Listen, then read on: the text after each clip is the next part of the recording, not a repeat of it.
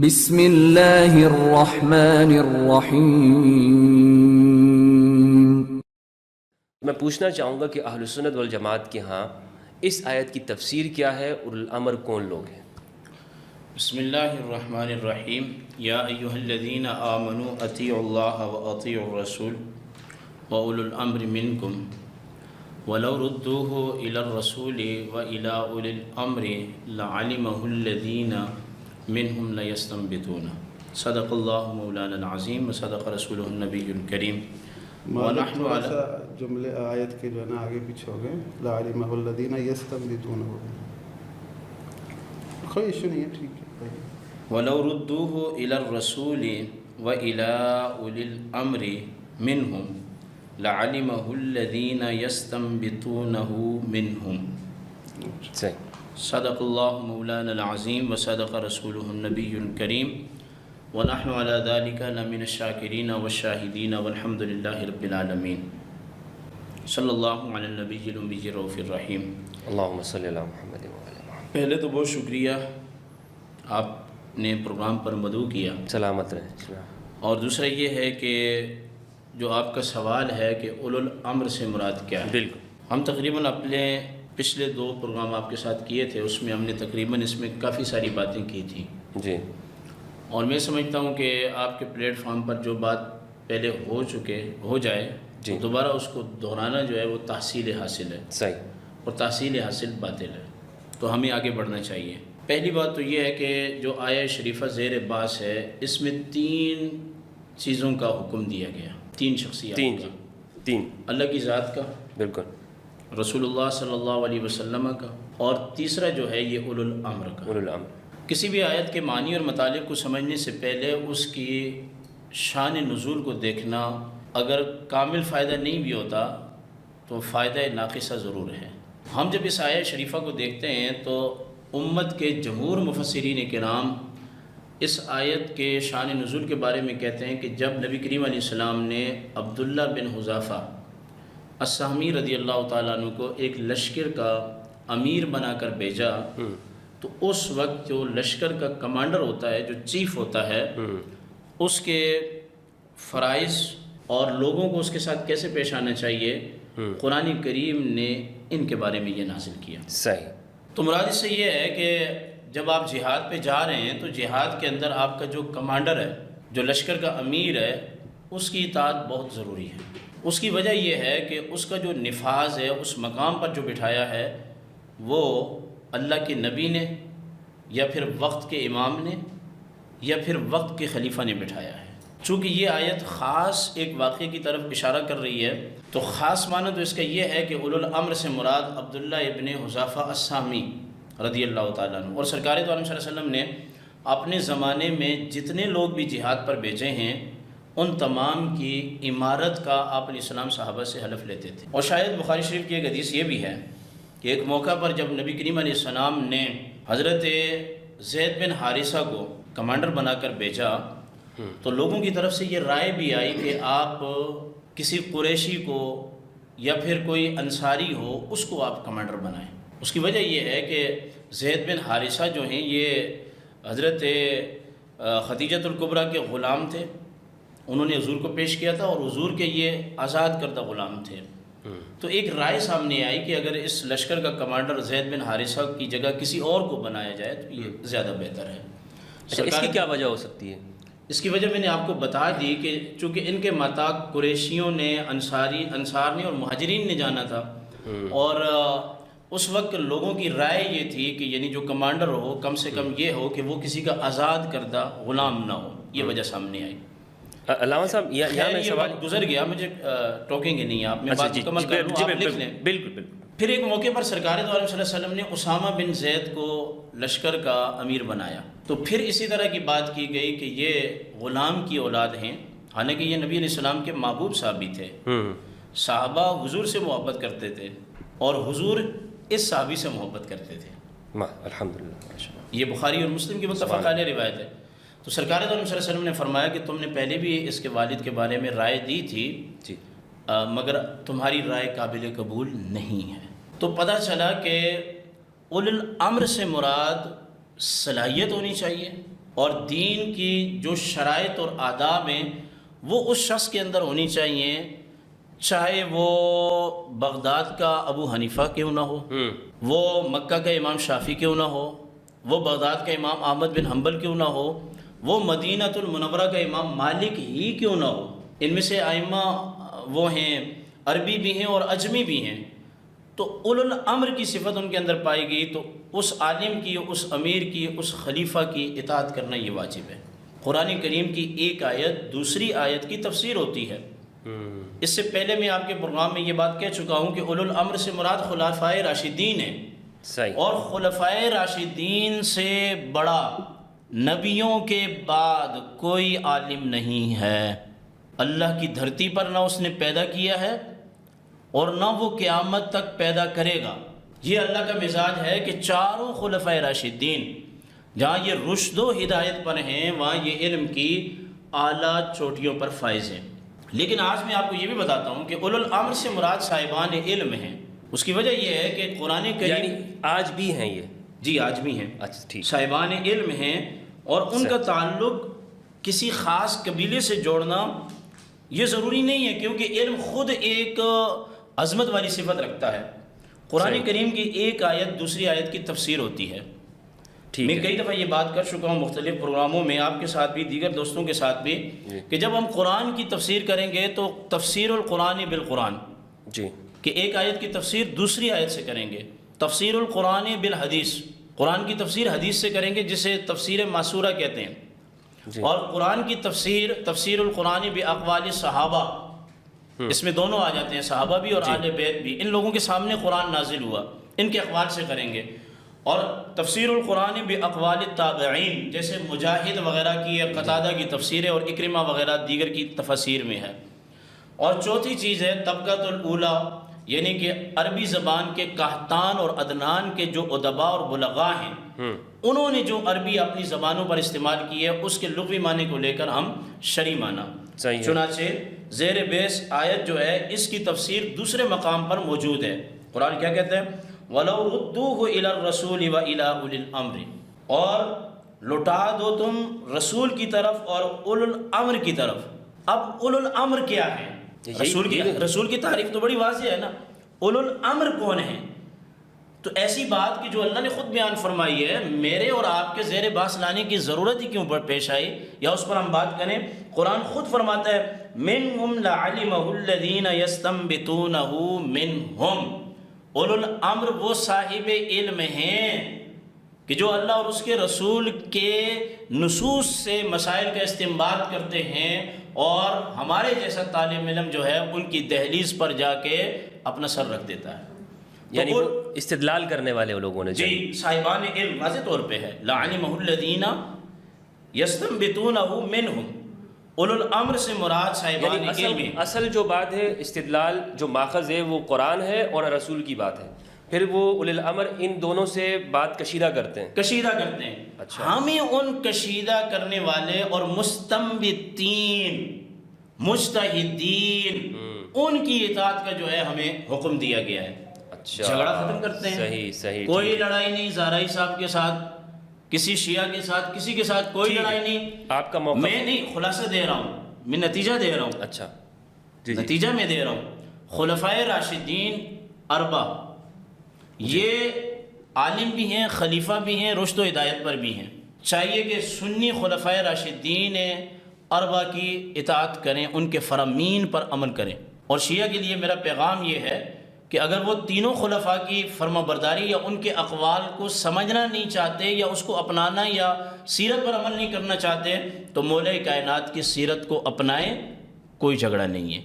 دوسرا جو میں بات کہہ رہا ہوں وہ یہ ہے کہ اگر ہم اس سے مراد اولو الامر لیتے ہیں تو شافعیوں کو چاہیے وہ امام شافعی کی تقلید کریں، حنفیوں کو چاہیے وہ حضرت امام اعظم ابو حنیفہ کی، مالکی امام مالک کی، اور امام احمد بن حنبل کی حنابلہ تقلید کریں، جیسے کہ شیخ عبد القادر جیلانی نے تقلید کی ہے امام احمد بن حنبل کی۔ اور تشیع حضرات سے میں کہوں گا کہ آپ کے پاس اولو الامر سے مراد جناب امام جعفر صادق رضی اللہ تعالی عنہ موجود ہیں، آپ ان کی تقلید کریں، آپ اپنا کام کریں، آپ کو کیا ضرورت پڑی ہے؟ اچھا اگر یہ امام بات یہاں مکمل ہو گئی. مجھے- اب ایک بات ان کی گفتگو پر، اپنی بات کے مکمل ہونے کے بعد انہوں نے کہا اولو الامر ایسا ہونا چاہیے جیسا رسول ہے. جی جی رسولوں کی جماعت کے ساتھ کسی کا تقابل ہے ہی نہیں ہے. یہ وہ جماعت ہے کہ جو اللہ تعالیٰ کی وحبی جماعت ہے. ہم کسی شخص کو، چاہے وہ صحابہ میں سے ہو، اہل بیت میں سے ہو، ہم ان کو وہ مقام دے ہی نہیں سکتے کہ جو رسولوں کا مقام ہے. اگر ہم یہ کہیں کہ اولو الامر ایسے ہوں جیسے رسول ہوتے ہیں تو پھر تو رسولوں کی بھی ضرورت نہیں تھی. فرشتے اتار دیے جاتے، وہ معصوم ہیں. فرشتے ہی اس دنیا پر جو ہے وہ کیا کرتے، اپنے نظام کو چلاتے. دوسری بات یہ ہے کہ آیت کے اندر 3 شخصیات کا ذکر ہے، اللہ کی اطاعت اور رسول اللہ کی اطاعت، اولو الامر کی اطاعت. کیا مجھے زہرائی صاحب یہ بات سمجھا دیں گے، آج یہ مسئلہ سمجھا دیں گے جی. کہ رسول اور اللہ کی ذات ایک ہوتی ہے؟ جس طریقے سے یہ استدلال کر رہے ہیں کہ اولو الامر وہی ہوں جو صفات رسول کی ہیں، تو رسول کی بھی اطاعت کا حکم ہے. کیا رسول کی پھر وہ صفات ہوں گی جو اللہ کی صفات ہیں؟ اس میں تو تین شخصیات کا ذکر ہے نا. تو پتہ چلا کہ اللہ کی اطاعت ہے، اس میں فرق ہے، اقوال میں ہے، افعال میں نہیں ہے. رسول اللہ کی اطاعت اقوال میں بھی ہے، افعال میں بھی ہے، سکوت میں بھی ہے. اور اولو الامر کی جو اطاعت ہے وہ ان کے ان احکامات میں ہیں جو قرآن اور حدیث کے ساتھ موافق ہو جائیں. اگر ان میں تباین کی نسبت پائی گئی تو ہم کسی اولو الامر کو پھر نہیں مانیں گے. یعنی اولو الامر کا جو حکم ہے وہ اللہ اور اس کے رسول کے موافق ہونا چاہیے. باقی رہی یہ بات کہ اولو الامر کا معصوم ہونا چاہیے، تو پھر میں یہ سوال اٹھانا چاہوں گا کہ 12 ائمہ کے بارے میں تو ان کا یہ موقف ہے کہ وہ معصوم ہیں. ان میں سے 10 کو تو حکومت ہی نہیں ملی. امام علی رضی اللہ تعالیٰ عنہ، امام حسن کو تو حکومت ملی ہے، باقی کو حکومت نہیں ملی. اچھا وہ سب کے سب دنیا سے سن لیں، یہ آخری بات، وہ سب کے سب اس دنیا سے چلے گئے ہیں. تو اب شیعہ کس کی اطاعت کرتے ہیں؟ اگر یہ بولتے ہیں کہ امام غیب کی اطاعت کرتے ہیں تو بھائی اسلام کے اندر تو ظاہر کی اطاعت کا حکم ہے. کون کہاں ہے اس کی اطاعت کا تو حکم ہی نہیں ہے. اللہ صاحب میں یہاں پر ایک سوال کرنا چاہوں گا. آپ نے امام جعفر صادق علیہ السلام کی بات کی. اگر مثال کے طور پر میں اپنی سمجھ کے لیے پوچھنا چاہتا ہوں، اگر کوئی شخص آج امام جعفر صادق کی تقلید کرتا ہے، ان کی فقہ پہ عمل کرتا ہے، تو یہ ٹھیک ہے؟ ٹھیک ہے، ہم اسے غلط نہیں کہتے، فقہی تقلید ٹھیک ہے. اچھا تو وہ کیسے معلوم ہوگی کہ یہ شخص وہ کہاں لکھی ہوئی ہے؟ وہ کہاں لکھی ہوئی ہے؟ وہ آج تک یہ 5 مسالک بنے ہوئے ہیں فقہ کے، ابھی تک آپ کو پتہ نہیں چلا کہاں لکھا ہوا ہے. اگر ایک عام بندہ پوچھے گا کہ بھائی وہ کدھر ہے، جیسے مجھے یہ پتا ہے کہ امام اچھا اعظم پھر میں یہ بھی بتا دوں آپ کی وساطت سے آج میں وابیان کو بھی بتا دینا چاہتا ہوں. اگر آپ جواب نہیں دینا چاہتے چھوڑ نہیں میں بتا دینا چاہتا ہوں. جو تکڑا عالم ہوتا ہے، جس کے اندر خود صلاحیت ہو کہ وہ قرآن اور حدیث سے مسائل اخذ کر سکے، اس کے لیے واجب نہیں ہے نہ وہ امام ابو حنیفہ کی اطاعت کرے، نہ امام شافعی، نہ امام مالک، نہ امام جعفر صادق کی اطاعت کرے. جو بندہ خود قرآن اور حدیث سے اپنے مسائل کا حل فقہی طور پہ جانتا ہو، اگر وہ فقہی طور پر مسائل نکال سکتا ہے تو موسٹ ویلکم، وہ کرے اس پہ عمل، ہم اس کو منع نہیں کریں گے. مگر اتنا ضرور کرے کہ قرآن اور حدیث کا اس کو اتنا علم ہو کہ اگر کوئی اس کو حبر الامہ کا بھی لقب دے تو پھر وہ لقب اس پر سیٹ آئے. اچھا جی ٹھیک ہے، آپ کی بات کمپلیٹ ہو گئی. علامہ صاحب انہوں نے یہ کہا کہ یہ جو آپ کہہ رہے ہیں نا کہ معصوم ہونے کی بات ہے، تو خیر جو آپ نے جو سوالات وارد کیے تھے میں ان کے پاس بعد میں پوچھوں گا. انہوں نے کہا کہ اگر آپ اس طرح کہتے ہیں تو پھر تو آپ یہ کیسے کہیں گے کہ اس میں تو رسول کو الگ کہا گیا، اللہ کو الگ اس آیت کے اندر کہا گیا ہے، تو کیا پھر آپ رسول کو اللہ کے برابر سمجھیں گے؟ یہ جو آپ یہ کہتے ہیں نا کہ اولو الامر معصوم ہونے چاہیے، یہ آپ کا قیاس یہ درست نہیں ہے، اس آیت کے اندر آپ غلط سمجھ رہے ہیں، اس کا کیا جواب ہے؟ بسم اللہ الرحمن الرحیم. دیکھیں حضرت زکریا علیہ السلام بوڑھے ہو گئے تھے، انہیں اولاد نہیں تھی. جی.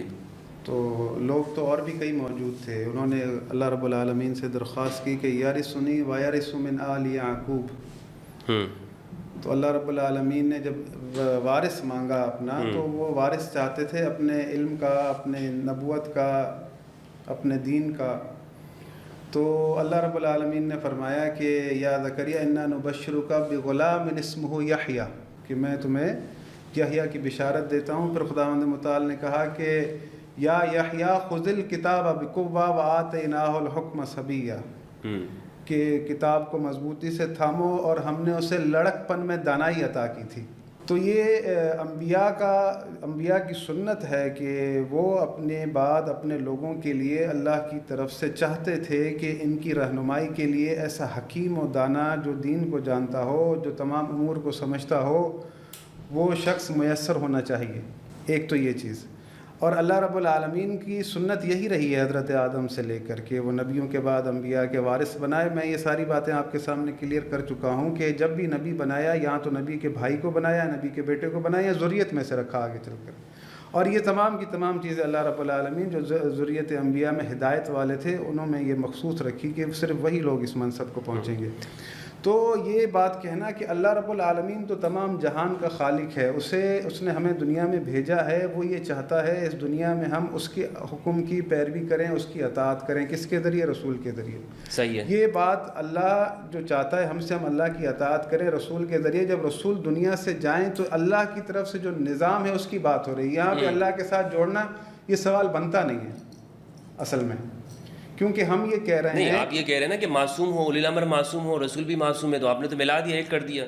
میں بتا رہا ہوں نا، میں کہہ رہا ہوں کہ وہ جو سوال یہ کر رہے ہیں نا اللہ سے ملانے والا، وہ یہ کہہ رہا ہوں کہ نبی کو اللہ سے ملانا، اللہ سے ملانا، یہ کہہ رہا ہوں کہ سوال بنتا نہیں ہے۔ صحیح ہے۔ رسول کو اولو الامر سے ملانا یہ تو بنتا ہے، رسالت کو امامت سے ملانا یہ تو بنتا ہے، لیکن رسالت کو اللہ سے ملانا یہ بنتا نہیں، الوہیت سے ملانا ہاں یہ بنتا نہیں ہے اصل میں سوال۔ پہلی بات یہ ہے، دیکھیں میں رسول خدا صلی اللہ علیہ وآلہ وسلم جب مبعوث ہوئے تھے تو رسول خدا صلی اللہ علیہ وآلہ وسلم تمام امور کو سنبھالتے تھے، حکومت بھی انہوں نے کی، بازار کے اندر جو چیزیں بکتی تھی ان کی قیمت بھی رسول خدا کنٹرول کرنے کے لیے لوگ رکھے ہوئے تھے، تمام کے تمام امور کو دیکھتے تھے، اور اللہ رب العالمین نے مطلقاً ان کی اطاعت واجب کی اور کہا ہے کہ تم مومن ہو ہی نہیں سکتے کہ جب رسول تمہارے درمیان کوئی فیصلہ کریں اور تم بغیر کسی چوچرا کے اسے قبول کرو، تو پھر تم مومن بنو گے، اس کے علاوہ مومن کا ٹائٹل ہی کسی کو نہیں ملے گا۔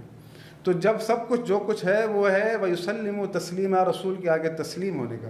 اسی لیے رسول خدا صلی اللہ علیہ وآلہ وسلم نے یہ میں ساری باتیں جو ہے آپ کے سامنے واضح کر چکا ہوں، امت کے لیے ایک نظام دیا ہے کہ رسول خدا صلی اللہ علیہ وآلہ وسلم کی زبان سے یہ کلمات جاری ہوئے، ہم اپنی طرف سے گھر سے بنا کر یہ چیزیں نہیں لائے کہ رسول خدا نے فرمایا ترکت فیکم خلیفتین، ترکت فیکم الثقلین، اگر تم ان سے متمسک رہو گے گمراہ نہیں ہوگے، رسول خدا صلی اللہ علیہ وآلہ وسلم کی دی ہوئی ضمانت ہے۔ اور رہی بات، دیکھیں قرآن کی جب آپ تفسیر کرتے ہیں، جب قرآن کی آپ بات کرتے ہیں اور آپ مثال کے طور پر اسے کسی بھی وقت کے لیے مشخص کرتے ہیں، معین کرتے ہیں، تو اس کے پیچھے آپ کے پاس ایک استدلال ہونا چاہیے۔ اللہ رب العالمین آج اس دور کے اندر اگر آپ اولو الامر والی آیت پڑھیں گے اور اللہ رب العالمین نے کہا ہے کہ اولو الامر کی اطاعت واجب ہے، تو آپ کو یہ پتہ ہونا چاہیے آپ کو رسول خدا نے کہا تھا کہ من لم یعرف امام زمانہ مات میتۃ جاہلیہ، تو رسول خدا نے آپ سے کہا تھا کہ اگر تم اپنے وقت کے امام کی معرفت کے سوا دنیا سے جاؤ گے تو جاہلیت کی موت مرو گے۔ تو یعنی پتہ چلا کہ اللہ کے رسول جس کے لیے کہہ رہے ہیں امام کے لیے کہ اسے نہ پہچانا تو جاہلیت کی موت مر گئے، تو ہمیں یہ پہچاننا ہے کہ یہ قرآن والا ہی اولی الامر ہے جس کی ہمیں اللہ نے اطاعت واجب کی ہے۔ تو جس کی معرفت کے سوا اگر انسان دنیا سے جائے جاہلیت کی موت مر جائے تو وہ شخصیت انسان کے لیے ضروری ہے کہ اسے تلاش کرے۔ اب اگر آپ اس کو تلاش کریں گے وہ شخصیت آپ کو کہاں ملے گی؟ وہ آپ کو رسول خدا کی وصیت میں ملے گی۔ رسول خدا کی وصیت یہ تھی کہ میرے بعد میرے 12 جانشین ہیں، میرے 12 خلفاء ہیں، 12 امیر ہیں، میں تم میں کتاب اور اہل بیت چھوڑے جا رہا ہوں۔ کس سے کہہ رہے ہیں؟ اپنی جماعت سے کہا ہے۔ تو یہ باتیں جو ہے ہم نے بارہا دہرائی ہیں، اور جو دیکھیں کہ مثال کے طور پہ عقیدے کی بات ہے تو جہاں میں ذاتی رائے تو قبول نہیں کروں گا نا، میں اگر میرے برابر میں کوئی اہل سنت بیٹھا ہے، آپ بھی اہل سنت ہیں، تو میں تمام علماء اہل سنت جن کا اجماع ہے اس بات پر کہ اولو الامر جو ہے وہ ہر دور کے اندر ہے، اور جو حاکم بنتا ہے وہی اولو الامر ہے۔ میں نے اس چیز کو واضح کر دیا کہ اللہ نے یہ نہیں کہا کہ جو اس پوسٹ پر آ کر بیٹھے تو اس کی اطاعت میں نے تم پر واجب کی ہے، یہ تو قرآن میں کہیں پر آپ کو نہیں ملے گا۔ اللہ کہہ رہا ہے جو ہے موجود اس کی اطاعت کرو، تو کون مشخص کرے گا؟ آپ کو نماز بتانے کا طریقہ کس نے بتایا؟ اللہ نے تو کہا نماز پڑھو، پڑھنی کیسے؟ رسول خدا نے۔ رسول نے بتایا۔ حج کیسے کرنا ہے؟ رسول نے بتایا۔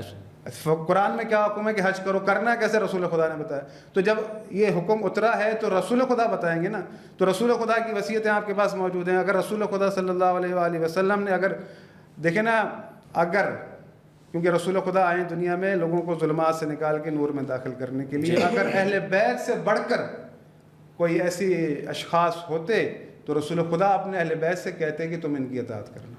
لیکن اللہ کے رسول نے اپنے اہل بیت سے نہیں کہا بلکہ اپنی جماعت سے کہا کہ میرے اہل بیت کی اطاعت کرنا. اور اس اہل بیت کے اندر اشخاص کون ہیں؟ وہ اشخاص کہ یا علی انت قسیم الجنہ والنار. مومن فقط وہ ہے جو علی سے محبت کرے. منافق کی نشانی یہ ہے کہ جو علی سے بغض و عداوت رکھے. حسن حسین جنت کے جوانوں کے سردار اور ان کے بعد جو ان کی اولاد ہے رسول خدا صلی اللہ علیہ وآلہ وسلم نے قیامت تک کی جو ہے نا وصیت کی ہوئی ہے. اب یہاں پر دیکھیں بات یہ ہے کہ جب 11 امام بے دردی سے شہید کیے گئے اور لوگوں کو ایک راہ دی گئی کہ بھئی جو حاکم وقت بنتا ہے اس کی اطاعت اللہ نے واجب کی ہے. کیا یزید کے ارد گرد علماء موجود نہیں تھے؟ لوگوں سے نہیں کہتے تھے کہ اس کی اطاعت اللہ نے واجب کی ہے؟ اس کے حجاج بن یوسف کے ارد گرد علماء موجود نہیں ہوتے تھے جو کہتے تھے کہ اس کی اطاعت اللہ نے واجب کی ہے؟ کون سے علماء ہوا کرتے تھے؟ بات یہ ہے کہ یہ سارے کا سارا جو 1400 سال سے عقیدہ چلتا ہوا آ رہا ہے، میں اس کی بات کروں گا کہ بھئی اہل سنت کا یہ عقیدہ ہے جو بھی حاکم بنے اس کی تمام دلائل موجود ہیں، حدیثیں موجود ہیں، تاریخی روایات موجود ہیں، اور ان کو جو بنتے گئے جن کو ہداروی صاحب بھی یزید کو کافر کہتے ہیں، اس کے برابر میں بھی تو لوگ بیٹھ کر کہتے تھے کہ یہ اولو الامر ہے، اس کی اطاعت اللہ نے واجب کی ہے، جو اس کے خلاف خروج کرے گا اس کی قتال جائز ہے. تو یہ ساری چیزیں جو ہیں جو عمل آپ کے سامنے گزرا ہے، جو تاریخ گزری ہے، آپ اس سے جو ہے نا منہ نہیں پھیر سکتے. اب جو 11 امام شہید کر دیے گئے بے دردی سے، تو ایک امام جو ہے فرق تو اتنا ہے، ہم کہتے ہیں کہ بھئی وہ متولد ہو چکے ہیں، آپ کہتے ہیں متولد ہوں گے، لیکن غلبہ کس کے پاس ہے؟ پورے دین اسلام کا اللہ نے کس کے اختیار میں دیا ہے؟ اللہ نے اپنے امر کس سے کہا ہے؟ امام مہدی. وہ بھی رسول خدا کی وصیت. امام مہدی کے موضوع پہ آئیں گے. نہیں میں ایک مثال کے طور پہ کہہ رہا ہوں، میں وہاں جا نہیں رہا. صحیح. کہ اللہ رب العالمین اب جو یہ نظام بیان کیا گیا ہے، اللہ نے تو دے دیا کہ ٹھیک ہے جو نظام بیان کیا ہے، اب اللہ جب تک یہ نظام لوگوں نے جو بیان کیا ہے اس کو اچھے طریقے سے آشکار نہیں کرے گا، اپنی حجت کو ظاہر نہیں کرے گا. صحیح. یہ اللہ کی حکمت ہے. ٹھیک. اچھا تو آپ دیکھ لیں آج دنیا کے اندر جو ظلم و فساد ہو رہا ہے، سب لوگ خاموش بیٹھے ہیں، پھر بھی کہتے ہیں کہ کوئی ایسا ہو جو اللہ کی طرف سے. میں ہزاروی صاحب کی طرف جانا چاہوں گا. علامہ صاحب آپ نے جو کہا نا کہ اولی الامر جو ہیں یہ معصوم نہیں ہو سکتا، انہوں نے استدلال یہ کیا کہ اولی الامر معصوم ہوں گے کیونکہ اللہ کبھی کسی ایسے کی اطاعت کا حکم نہیں دے سکتا کہ جو گناہ کرتا ہو، اور اس کے لیے انہوں نے سورہ کاف کی 28 آیت انہوں نے پیش کی، وَلَا تُطِعْ مَنْ أَغْفَلْنَا قَلْبَهُ. تو اس آیت کا آپ کے پاس کیا جواب ہے کہ جو یہ کہہ رہے ہیں کہ گنہگار کی اطاعت کا حکم اللہ نہیں دے سکتا؟ تو ہم بھی تو یہی کہتے ہیں کہ اولو الامر کے مقام پر جو فائز ہوگا جی وہ ایسی چیز کا اگر حکم کرے جو قرآن اور حدیث کے خلاف ہے تو اس کی تو اطاعت ہی نہیں ہے. ہم کون سے کہہ رہے ہیں کہ اس کی اچھی اور بری سب باتوں کو مان لیں. لیکن علامہ صاحب حضرت عمر رضی اللہ تعالیٰ عنہ، سیدنا صدیق اکبر رضی اللہ تعالیٰ عنہ، نہیں میری بیکی بات میں بولا نہیں کریں، نہیں بیچ میں بولا نہیں کریں. میں ان سے بات کر رہا ہوں، میں کر رہا ہوں میرا سوال دو. دیکھیں اگر یہ کریں گے نا، میری گفتگو کے دوران اگر بولیں گے نا میں پروگرام نہیں کروں گی، یہ کیا مسئلہ ہے یار؟ میں بات شروع کرتا ہوں، یہ بول پڑتے ہیں، آپ اپنی باری پہ بولیں بھائی. میں بولا ہوں، میں نے ابھی تک ٹوکا ہے، اس ریئیکشن کی ضرورت نہیں تھی. نہیں. اچھا میں نے یہ سوال، آپ فل ٹائم مل رہا ہے نا، آپ اس میں بات کریں. آپ جب آپ اس میں پوری تسلی سے دیکھیں، آپ نے جو باتیں کی ہیں میں نے لکھ لی ہیں، میں یہ باتیں کروں گا، اس پہ جو بھی آپ کو ہوگا اگر بیچ میں آپ ٹوکیں گے نا. نہیں میں نہیں ٹوکوں گا، میں نہیں ٹوکیں، اور میں آپ سے یہ تقاضا اپنے لیے بھی کروں گا. بالکل میں نہیں بولوں گا. میں انشاءاللہ میں 10 میں آپ سے انشاءاللہ یہ انشاءاللہ اللہ کی ذات سے امید ہے آپ جو بھی گفتگو کریں گے آپ کی خاموشی کی بات کروں گا، میں ٹوکوں گا نہیں. میں 10 بستہ عرض کر رہا ہوں، آپ ایک دوسرے سے بات بھی کر سکتے ہیں، سوال بھی کر سکتے ہیں، کوئی مسئلہ نہیں. جو ہمارا ٹائم ہے نا، دیکھیں میں نے ٹائمر لگایا نہیں، جو باتیں انہوں نے اٹھائی ہیں نا، انسان ہے وہ باتیں ذہن سے نکل جاتی ہیں. ٹھیک ہے، لیکن میں یہ چاہ رہا ہوں جو یہ بات کر رہے ہیں تسلسل سے میری بات ہو، اگر آپ کہیں گے آپس میں بات کریں مجھے سوال تو پروگرام کے بعد انشاءاللہ آپ بے فکر رہیں، ہم بیٹھیں گے. نہیں آپ مجھے سوال بتائیں، میں آپ کی جانب سے ان سے کر سکتا ہوں. نہیں آپ نے سوال کر لیا کہ اگر آپ کے ذہن میں کوئی سوال ہے میں کاؤنٹر کوشچن جو چیزیں انہوں نے بیان کی ہیں پہلے ان کے بارے میں مجھے بات کرنے دیں، پھر اس کے بعد یہ بات کریں. اور میں نے ان پہ بھی کاؤنٹر کوشچن کیا جو ابھی ابھی کافی میرا وقت جو ہے نا وہ آپ نے لے لیا. آپ کا سوال یہ تھا من اغفلنا قلبہ، یہی سوال تھا نا، تو اس کا میں جواب بنیادی مقصد یہ ہے کہ اللہ کسی گنہگار کی اطاعت کا حکم نہیں دے سکتا. ہاں نہیں، یہ ان کا مدعا ہے، یہ ان کا مدعا ہے، میں سمجھ گیا. تو ہم کب کہہ رہے ہیں کہ گنہگار کی پیروی کریں؟ ہم نے کب کہا ہے کہ گنہگار کی پیروی کریں؟ یہ میں اپنے پروگرام کی ابتدا میں آپ کو کہہ چکا کہ جناب عمر رضی اللہ تعالیٰ عنہ، جناب سیدنا صدیق اکبر رضی اللہ تعالیٰ عنہ، جناب حضرت عثمان رضی اللہ تعالیٰ عنہ، جناب مولا کائنات سیدنا علی المرتضیٰ رضی اللہ تعالیٰ عنہ، ان چاروں بزرگوں کے خطبات ہماری کتابوں میں اور شیعہ کی کتابوں میں بھی موجود ہیں مولا کائنات کے، کہ اگر میں قرآن سے اور حدیث سے ادھر ادھر ہٹوں تو اسی وقت میری گرفت کرنا۔ صحیح ہے۔ تو پتہ چلا کہ مولا کائنات کا یہ کہنا، ان بزرگوں کا یہ کہنا کہ اگر ہم ہٹیں تو گرفت کرنا، اس سے پتہ یہ چلتا ہے کہ نبی کے علاوہ کسی سے امکان ہے، میں یہ نہیں کہہ رہا ان سے گناہ ہوتے ہیں، لیکن کیے تو نہیں ہے نا انہوں نے کوئی گناہ اس طرح کے، خلفائے راشدین کے کوئی گناہ تو موجود نہیں ہے۔ اہل سنت کا مذہب یہ ہے کہ انبیاء علیہ السلام اور فرشتے گناہوں سے معصوم ہیں، یہ صفت فرشتوں کی ہے اور انبیاء علیہ السلام کی ہے۔ انبیاء علیہ السلام کے علاوہ کوئی بھی گناہوں سے معصوم نہیں ہے مگر اللہ کی توفیق، اس کے فضل سے اور نبی کریم علیہ السلام کے زمانہ کی برکت سے اہل بیت اور صحابہ کرام گناہوں سے محفوظ ضرور ہیں۔ صحیح ہے، کلیئر ہو گئی بات؟ یعنی ان کا کوئی فیصلہ ایسا نہیں جس کو ہم کہہ سکیں یار یہ قرآن و حدیث کے خلاف کیا ہے؟ اگر اس میں اجتہاد ہے تو اجتہاد کے اندر اجتہادی خطا باقی ہے، یہ کہیں بھی ہو سکتی ہے۔ صحیح، ٹھیک ہے، یہ کہیں بھی ہو سکتی ہے۔ دیکھیں سلیمان علیہ السلام کے پاس اور حضرت داؤد علیہ السلام کے پاس ایک عورت کا مسئلہ آیا تھا، اور آپ اچھے طریقے سے جانتے ہیں کہ حضرت سلیمان علیہ السلام نے جو فیصلہ کیا تھا وہ فیصلہ اللہ نے پسند فرمایا تھا۔ ٹھیک، اچھا حضرت عمر، نہیں میری بات مکمل نہیں ہوئی نا، آپ کیوں جا رہے ہیں؟ ان کو ٹائم دیا آپ نے۔ حضرت عمر رضی اللہ تعالیٰ عنہ نے، وہ تو آپ نے اپنا مدعا دونوں نے بیان کر دیا، اب جو آپ کے سوالات ہیں وہ میں ان سے کرنا چاہتا ہوں۔ آپ میری باری ابھی سنیں، مجھے پہلے اس پہ بات کرنے دینا، ٹائم لینے دینا، آپ تھوڑا سا عمل کا مظاہرہ کریں۔ سیدنا صدیق اکبر رضی اللہ تعالیٰ عنہ، سیدنا عمر بن خطاب رضی اللہ تعالیٰ عنہ کا جو اختلاف ہے بدری قیدیوں کے بارے میں، وہ بھی تو نبی کے سامنے ہوا، اور اس میں دونوں طرف صحابہ بھی تھے، مولا کائنات بھی تھے، تو سب باتیں ہمارے سامنے ہیں۔ مولا کائنات نے بھی کئی مقامات پر قرآن اور حدیث کے حوالے سے اجتہاد فرمایا ہے آپ نے۔ اچھا جی، سیدنا عثمان کے طور پر، جی مثال کے طور پہ سیدنا عثمان ابن عفان کے ہاتھ پر آپ نے بیعت کی تھی، آپ ان کے پیچھے نماز پڑھتے تھے، اور آپ اس حکومت کے مرکزی جو ہے وہ رکن تھے۔ اور میں یہ سمجھتا ہوں کہ یہ تو شیعہ کتابوں میں بھی موجود ہے کہ جب پوچھا گیا مولا کائنات سے کہ ان دو بزرگوں کی حکومتوں میں فتنہ نہیں ہوا تو آپ کی حکومت میں آزمائش بڑھی ہے، تو آپ نے فرمایا ان کے مشیر ہم تھے، ہمارے مشیر تم ہو۔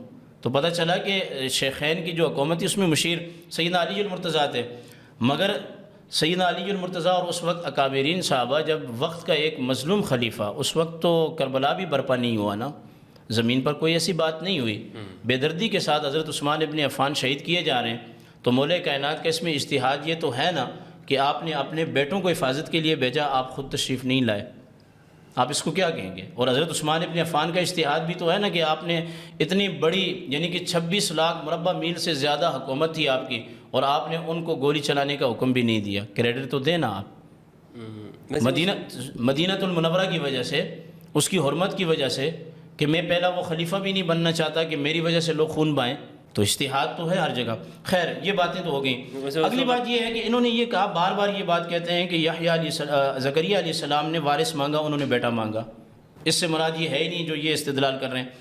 انہوں نے کہا کہ پہلے نبی کا بھائی نبی ہوتا تھا، اس کا بیٹا نبی ہوتا تھا، اس کا باپ نبی ہوتا تھا، ان سارے نبیوں میں سے میرے آقا دو جہاں صلی اللہ تعالیٰ علیہ وسلم کے نہ والد نبی ہیں، نہ بھائی نبی ہیں، نہ بیٹا نبی ہے۔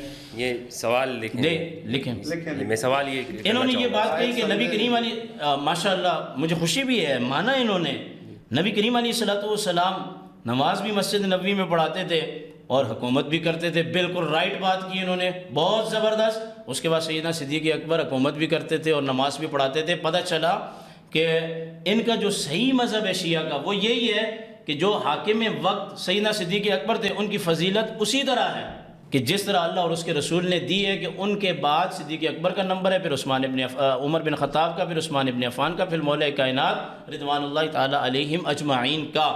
وگرنہ ان کے یہاں سے یہ بات آتی ہے کہ وہ حکومت کے تو خلیفہ ہیں مگر کسی اور چیز کے وہ خلیفہ نہیں ہیں۔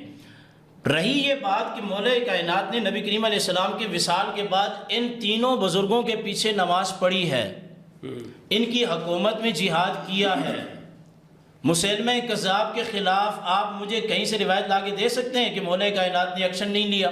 کس کی حکومت میں لیا؟ سیدنا صدیق اکبر رضی اللہ تعالیٰ عنہ کی حکومت میں لیا۔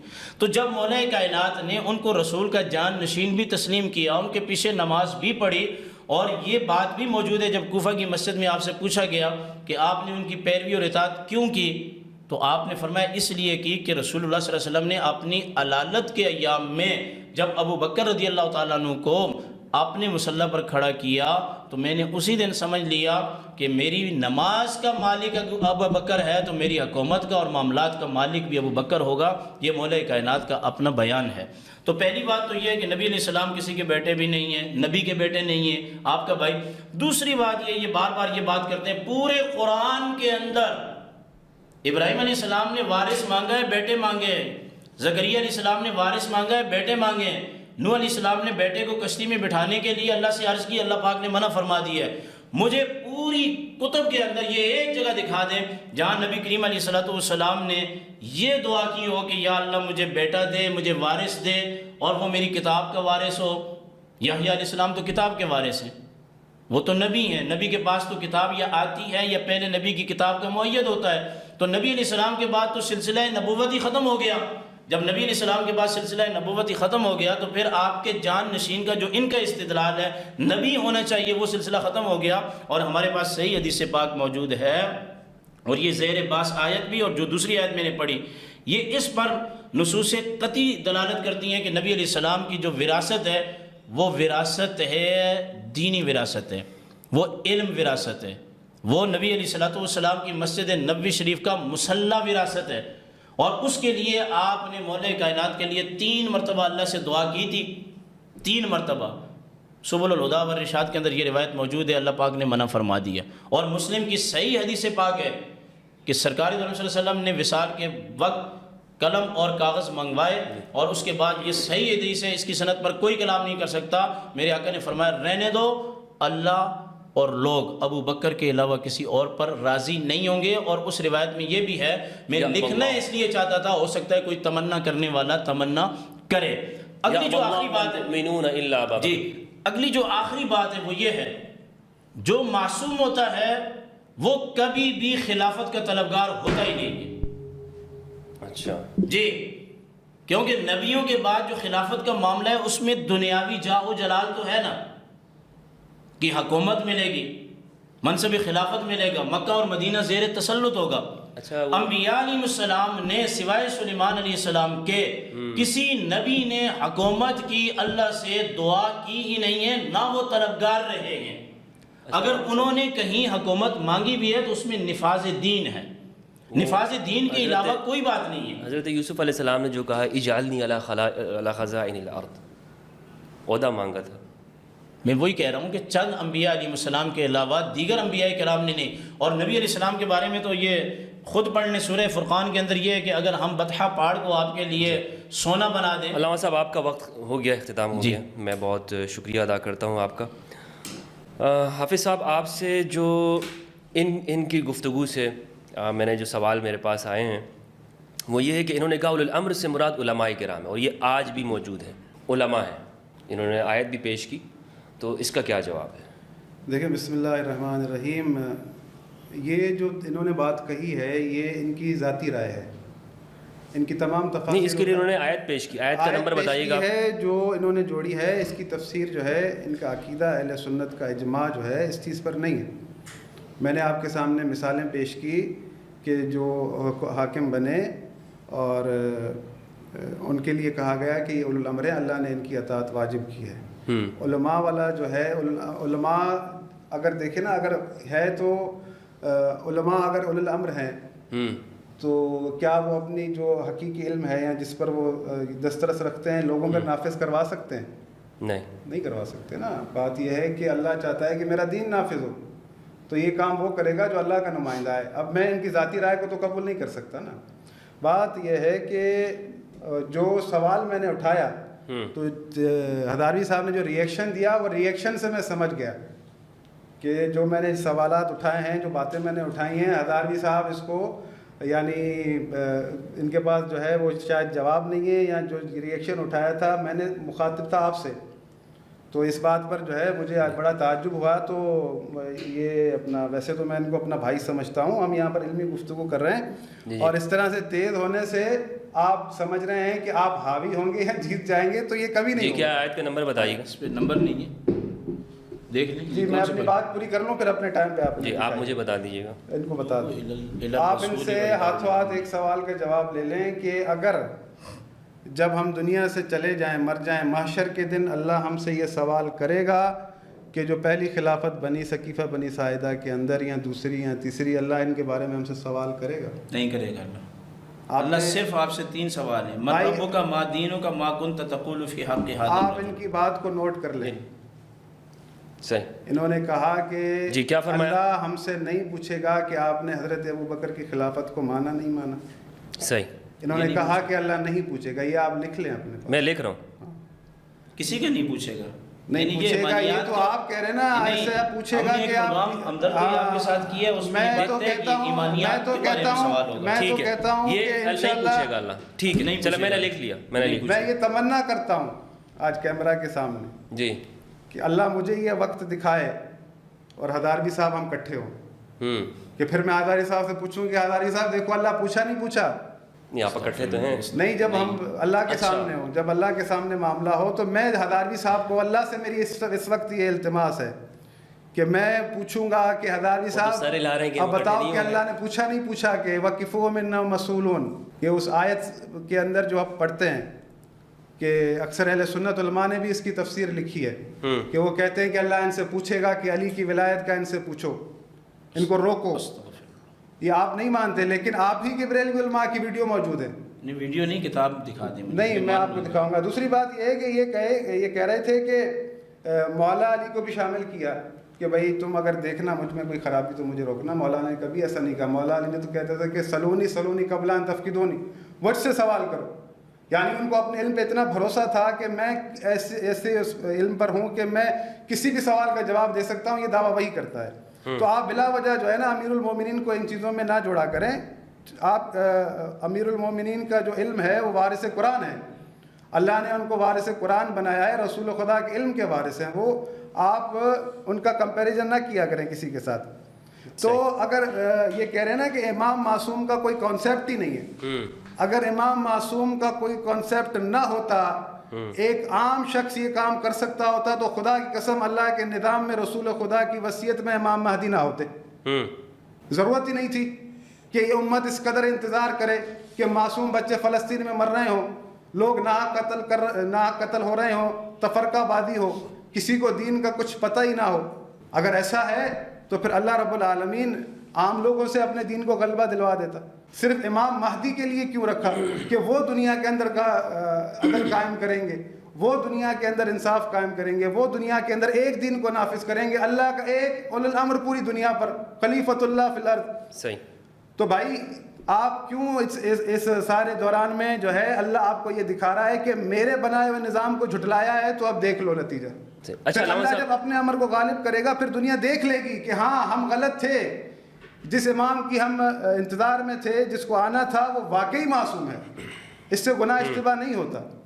تو بھائی اگر ایسا ہے تو یہ کانسیپٹ میں ہی چیز نہیں آتی نا, تو پھر بہت سارے لوگ موجود ہیں, بڑے بڑے علماء موجود ہیں, ساری امت اجماع کر کے بنا لے ان کو خلیفہ اور کہے کہ یہود و نصارہ پر سب صحیح ہے. یعنی آپ کے کہنے کا مقصد یہ ہے کہ یہ جو علماء اگر اولی الامر سے مراد لیں تو وہ تو اس کا کوئی رزلٹ نکلتا ہی نہیں ہے نا. بات یہ ہے کہ بات کہنے سے کافی نہیں ہوتی ہے نا, مقصد آپ عمل بھی تو ایک چیز نظر آنا چاہیے. اچھا علامہ صاحب, میرا سوال ہزاروی صاحب آپ سے میرا یہ سوال یہ ہے, آپ بتائیے کہ آپ نے جو بات کی علماء والی, اسی سے میں آگے لے کے چلنا چاہتا ہوں.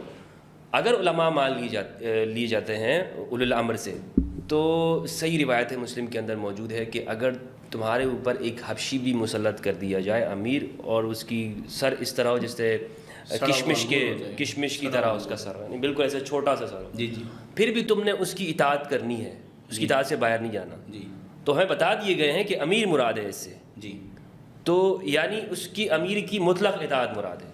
مطلق مراد نہیں ہے. میں نے اسی لیے گفتگو کے شروع میں کہا اس کی بات ماننی ہر حالت میں بات. آپ کے پچھلے 2 پروگراموں میں ہم خلیفہ کے, اگر ہم اولو الامر سے مراد خلیفہ لیتے ہیں تو اس کی شرائط اور ساری چیزیں میں بیان کر چکا ہوں, ان کو میں دہراؤں گا نہیں. اولو الامر، جہاں تک امر کی بات ہے نا، یہ کہہ رہے ہیں کہ امر سے مراد کیا انہوں نے لیا کہ زبان سے نہیں بلکہ ان کے پاس طاقت ہو، ایسا انہوں نے لفظ استعمال کیا۔ امر قرآن کریم کے اندر قول کے معنی میں بھی آیا ہے، وما امر فرعون برشید۔ امر ایک ایسا معاملہ ہے کہ یہ اچھے کے لیے بھی آتا ہے، برے کے لیے بھی آتا ہے، یہ عربی زبان کا لفظ ہے۔ اولی الامر سے مراد کیا ہے کہ جس کے پاس علمی قبضہ ہے، سنیں، جس کے پاس علمی قبضہ ہے، فقہی قبضہ ہے، وہ پیاس بجھانے کے لیے اولی الامر سے مراد مجتہدین ہیں، وہ اولی الامر ہیں، وہ اولی الامر ہیں۔ کس میں؟ علم کے اندر۔ اس کے لیے ان کی حکومت ضروری نہیں ہے، اس کی حکومت ضرورت نہیں ہے۔ صحیح۔ اور اس سے میں ایک سیف راستہ دے رہا ہوں شیعہ برادری کو کہ آپ کے جو نظریات ہیں ان نظریات کے اندر، یعنی کہ یہ کو ان کو جواب بھی مل گیا کہ سوائے امام حسن کے اور مولا کائنات کے کسی اور کو حکومت، اور تیسرے امام مہدی علیہ السلام، حکومت نہیں ملی، تین حکومت نہیں ملی۔ امام مہدی تو ان کو حکومت مل گئی ہے، ان کا کیا نظریہ ہے؟ ملے گی نا، یہ تو ہمارا تو یقین ہے، ایک بات ملے گی۔ ہوگی کہ مطلب ابھی وہ دنیا میں ہیں تو ان کے پاس اتھارٹی نہیں ہے۔ 12 میں سے 3، یعنی یہ بھی تو امام کی تو اس میں نہیں آتا، نقص میں نہیں آتا کہ اگر ایسا مذہب ہے جو آپ بتا رہے ہیں کہ نہیں ملے گی۔ اہل سنت کے عقیدے کے مطابق میں بات کر نہیں، رہا اہل ہوں، سنت کے عقیدے کے مطابق تو پیدائش ہی نہیں ہوئی نا۔ میں کہنے کا لیکن میں مقصد یہ سمجھنا چاہ رہا ہوں، جیسے یہ انہوں نے کہ ان کے ائمہ میں سے 3 کو حکومت تو ملے گی نا۔ اس وقت امام مہدی غیبت میں ہیں، کس کنڈیشن میں ان کے پاس اتھارٹی ہے یا نہیں ہے؟ آ جائے میرا ٹرن تو آپ نہیں، میں نے آپ کو ایک سوال کا جواب دیا تھا جو آپ نے میں نے کیا تھا تو آپ کو غصہ آ گیا تھا۔ نہیں، بعد میں آپ اس کے بعد آپ نے کیا تھا۔ نہیں، میں چلے یہ اس کو آگے لے کے چلتے ہیں، یہ سوال میں لکھ لیں۔ سنیں، امام مہدی کو جس طریقے سے انہوں نے بیان فرمایا کہ اہل سنت شدت کے ساتھ انتظار کر رہے ہیں، تو اہل سنت امام مہدی کا اسی شدت سے انتظار کر رہے ہیں جس شدت سے اہل سنت موت کا انتظار کر رہے ہیں، اور قبر کا انتظار کر رہے ہیں، اور آخرت کا انتظار کر رہے ہیں۔ یعنی کہ امام مہدی کے آنے کا عقیدہ ہے میرے بھائی، اور وہ بھی ہماری اخبار احاد سے ثابت ہے، کوئی قرآن کریم سے ثابت نہیں ہے، حدیث متواترہ سے بھی ثابت نہیں ہے۔ خبر واحد ابو داؤد شریف کی روایت ہے، خبر واحد اہل سنت کے نزدیک، شیعہ کے نزدیک میں مجھے پتہ نہیں ہے، وہ ان کا اپنا موقف ہوگا۔ اہل سنت کے نزدیک اخبار احاد جو کہ قائم مقام احادیث مشہورہ کے، جس طریقے سے یہ بیان کر رہے ہیں کہ بھائی اہل سنت شدت سے انتظار کر رہے ہیں، اہل سنت کوئی شدت سے تو انتظار نہیں کر رہے۔ دنیا کا نظام اللہ نے چلانا ہے، وہ جیسے چلائے وہ اس کی مرضی ہے۔ وہ چاہے تو موسیٰ علیہ السلام کو ایک وقتی طور پر اس علاقے سے ہجرت کا حکم دے اور پھر فرعون کو غرق کر دے، وہ چاہے تو مدینہ المنورہ اپنے محبوب کو حکم دے کہ آپ ہجرت کریں، اور وہ چاہے تو 10 سال کے بعد بیت اللہ کی چابیاں اپنے محبوب کو دیں، اور محبوب چاہیں بھی کہ بھائی کیا کرنا ہے، محبوب اسی قبیلے کو چابیاں واپس لوٹا دیں۔ صحیح۔ سیدنا صدیق اکبر رضی اللہ تعالیٰ عنہ کے ہوتے ہوئے، حضرت عمر بن خطاب کے ہوتے ہوئے، حضرت عثمان بن عفان، مولا کائنات، ان 4 بڑے بزرگوں کے ہوتے ہوئے مکہ کی حکومت کس کو دی جا رہی ہے؟ 21 سال کے جوان کو دی جا رہی ہے۔ تو جو حکومت کا یہ بیان کر رہے ہیں کہ حکومت کے لیے یہ ہونا بھی ضروری ہے، یہ ہونا بھی ضروری ہے، وہ خلیفہ یہ ہو، اولو الامر میں سے ہو، تو میں ان سے یہ پوچھنا چاہتا ہوں کہ مکہ کا گورنر اسید بن عتاب کو نبی علیہ السلام نے مقرر کیا، 21 سال عمر ہے، حق بزرگوں کا بنتا تھا یا نہیں بنتا تھا؟ آج کے شیعہ اور اہل سنت کے حساب سے جو لڑائی چل رہی ہے وہ تو اللہ کی مرضی، صحیح، رسول اللہ نے 21 سال کے جوان کو بنایا ہے، گورنر بنایا۔ پھر دوسری بات یہ ہے، اچھا علامہ صاحب، قُلِ اللَّهُمَّ مَالِكَ الْمُلْكِ تُؤْتِي الْمُلْكَ مَن تَشَاءُ، یہاں تو اللہ نے یہ بات فرمائی ہی نہیں ہے کہ میں حکومت اس کو دوں گا۔ حکومت کے لیے آپ معصوم اور غیر معصوم ہونا کہاں سے بیان کر رہے ہیں؟ یہ کہاں سے آ گیا؟ اللہ تو کہہ رہا ہے کہ میں جس کو چاہوں حکومت عطا کر دوں۔ قرآن کی اس آیت سے میں آج یہ استنباط کرتا ہوں کہ صدیق اکبر کی حکومت اللہ کی دی ہوئی ہے، 4 بزرگوں کی، ان کی حکومت بھی اللہ کی دی ہوئی ہے، امام حسن کی حکومت بھی اللہ کی دی ہوئی ہے، اور امیر معاویہ رضی اللہ تعالیٰ عنہ کی حکومت بھی اللہ کی دی ہوئی ہے، یزید کی حکومت بھی اللہ کی دی ہوئی ہے۔ بھائی اللہ کی مرضی کے بغیر مچھر اور مکھی پر نہیں مار سکتے۔ لیکن اگلی بات یہ ہے کہ 3 سال کے اندر اندر یزید کا حاکم بننا اور ذلیل ہونا، یہ دلالت کرتا ہے امیر معاویہ رضی اللہ تعالیٰ عنہ کی ولایت کے اعلی مقام پر درج فائز ہونے پر صحیح کہ آپ نے مسجد نبوی کے منبر پر یہ دعا کی تھی، یا اللہ اگر یزید کو میں خلیفہ بنا رہا ہوں، یہ اگر میری منشا اور میری رضا کے اوپر پورا اترے تو اس کی حکومت کو طول دے دینا، ورنہ اس کو غرق کر دینا۔ غرق ہو گیا اور غرق ہو گیا، وہ کیوں غرق ہوا؟ اس کو کسی نے غرق نہیں کیا، اس کو امیر معاویہ رضی اللہ تعالیٰ عنہ کی دعا نے غرق کیا ہے۔ اب اگر آپ یہ کہیں کہ بھائی بیٹا اگر بدبخت ہے تو باپ کو ہم الزام دیں گے، تو کیا پھر آپ انبیاء علیہ السلام کی صف میں جا سکتے ہیں؟ صحابہ کرام میں سے کتنے صحابہ کرام آپ وہاں بات کر سکتے ہیں؟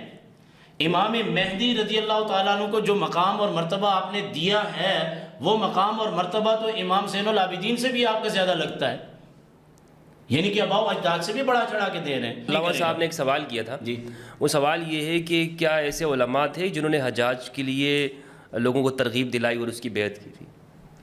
دیکھیں حجاج انہوں نے بن کہا یوسف کہ کے زمانے، حجاج سنیں اور میری یزید، بات، اچھا ایسا کوئی تھا کہ جس نے سنیں یزید کے میری لیے بات، ترغیب سن دلائی؟ لیں۔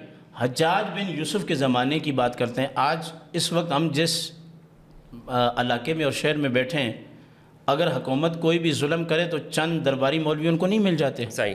اچھا یزید کے لیے تھے کوئی ایسے لوگ؟ دیکھیں نا، مروان کا اور دوسرے تیسرے کا، یہ باتیں تو آپ کو یاد ہیں۔ امام احمد بن حنبل کو گھسیٹا گیا مکہ کی بغداد کی گلیوں میں، کوڑے مارے گئے۔ امام ابو حنیفہ کا جنازہ کہاں سے نکلا؟ اچھا تو سنیں، یہ کہتے ہیں اہل بیت کے بزرگوں کے ساتھ ظلم ہوا ہے، بالکل ناجائز ہوا ہے، قیامت کے دن اس کی گرفت ہوگی، ان بطش ربک لشدید۔ لیکن مجھے یہ بتائیں نا بھائی، اگر امام باقر رضی اللہ تعالیٰ عنہ، امام علی نقی، امام تقی، ان تمام کے ساتھ ظلم و زیادتی ہو رہی ہے، تو امام ابو حنیفہ کون سا محل کے اندر دنیا سے جا رہا ہے؟ اچھا حضرت عمر، دیکھیں نا کربلا میں زیادتی ہو گئی ہے، تو حضرت عمر رضی اللہ تعالیٰ عنہ کون سے تخت پہ بیٹھ کے دنیا سے جا رہا ہے؟ حضرت عثمان رضی اللہ، ان کو بھی تو شہید کیا جا رہا ہے نا۔ تو آپ اس بات کی طرف کیوں نہیں آتے کہ آپ شیعہ سنی کی اس کو لڑائی بناتے ہیں؟ آپ اس بات دیکھیں نا، آپ اس بات کو کلیئر کریں کہ جتنے بزرگوں کے ساتھ جو معاملات ہوئے ہیں، جن کو گھسیٹا گیا، ذبح کیا گیا، شہید کیا گیا بے دردی کے ساتھ، کیا مدینہ المنورہ کے اندر امام حسین رضی اللہ تعالیٰ عنہ کی شہادت کے بعد 10,000 سے زیادہ پاک باز خواتین کی عزت کے ساتھ نہیں کھیلا گیا؟ ان کی ناموس کے ساتھ نہیں کھیلا گیا؟ یزید نے کیا نا، جن کو آپ نے ابھی میں یہ کہہ رہا ہوں، یزید نے کیا نا۔ معاویہ نے خلیفہ بنایا نا۔ دیکھیں کوفہ والے امام حسین کو بلاتے نہیں، پھر یہ دغا بازی کرتے نہیں۔ لیکن امام حسین رضی اللہ، دیکھیں نا، امام حسین رضی اللہ تعالیٰ آپ کا وقت ہو گیا، علامہ صاحب 15 منٹ پہ جا رہے ہیں۔ میں ایک سوال آپ کی اسی میں سے آپ کرنا چاہوں گا۔ آپ نے کہا کہ جب انہوں نے یہ بات کی کہ انبیاء سابقین کی مثال دیتے ہوئے کہ انہوں نے وارث مانگا، جیسے زکریا علیہ السلام نے وارث مانگا، علیہ السلام نے، تو آپ نے اس کا جواب یہ دیا کہ وہاں پر وراثت سے مراد کتاب کی وراثت نہیں ہے، علم کی وراثت نہیں ہے۔ کتاب کی وراثت ہے، ایک نبی کے بعد دوسرا نبی اس کا مؤید ہوتا ہے، یا تو کتاب لے کے آتا ہے یا اس کی تائید کرتا ہے۔ یہ بات میں نے کہی ہے۔ جیسے ہارون علیہ السلام کتاب نہیں تھی، لیکن ابراہیم حضرت موسیٰ علیہ السلام کے ساتھ وارث مانگا تھا، وہ علم کا وارث مانگا، نبوت کا وارث مانگا تھا یا مال کا وارث مانگا تھا؟ بنی اسرائیل کے اندر تمام انبیاء کرام اپنا وارث جو مانگتے تھے بطور نبی کے مانگتے تھے، بطور نبی کے مانگتے تھے۔ یہ قرآن ہے، یہ قرآن ہے۔ مجھے لگا شاید آپ نے یہ کہا کہ وہاں پر کتاب کا وارث نہیں مانگا۔ اور اس کی وجہ کیا تھی کہ ابراہیم علیہ السلام کی نسل سے اللہ پاک کے ایسے وعدے تھے جو صحیفہ ابراہیم میں تھے کہ ہم آپ کی نسل میں انبیاء بھی بنائیں گے۔ کلیئر ہو گیا۔ علامہ صاحب ایک انہوں نے یہ بات کہی کہ وہاں پر جو اولو الامر ہیں وہ رسول کے جانشین ہیں، اور اس سے مراد 12 خلفاء ہیں جو کہ ہماری کتابوں میں بھی موجود ہیں۔ اس حوالے سے میرا سوال ہے کہ آپ اولو الامر علماء کے اوپر لے کر آ رہے ہیں اور یہ کہہ رہے نہیں وہ 12 خلفاء ہی مراد ہیں۔ اس کا مختصر جواب دیجیے پھر میں نے آپ کے سامنے قرآن کی آیت پڑھی ہے۔ جی میں نہیں کہہ رہا، انہوں نے کہا ہے کہ یہ ان کی ذاتی رائے ہے، استغفر اللہ، وَلَوْ رُدُّوهُ إِلَى الرَّسُولِ وَإِلَىٰ أُولِي الْأَمْرِ مِنْهُمْ لَعَلِمَهُ الَّذِينَ يَسْتَنبِطُونَهُ مِنْهُمْ۔ میں نے قرآن پڑھا ہے، اللہ فرما رہا ہے کہ اولو الامر سے مراد اہل علم ہے۔ میں نہیں کہہ رہا، میں جو بھی کہتا ہوں وہ حدیث کے اندر ہوتا ہے۔ میں از خود میں نے آج تک کوئی بات نہیں کہی ہے، از خود جو بات میں نے کہی ہے وہ آپ کی ویڈیو سے، یہاں ایک بات تھوڑا سا جملہ لے لیں۔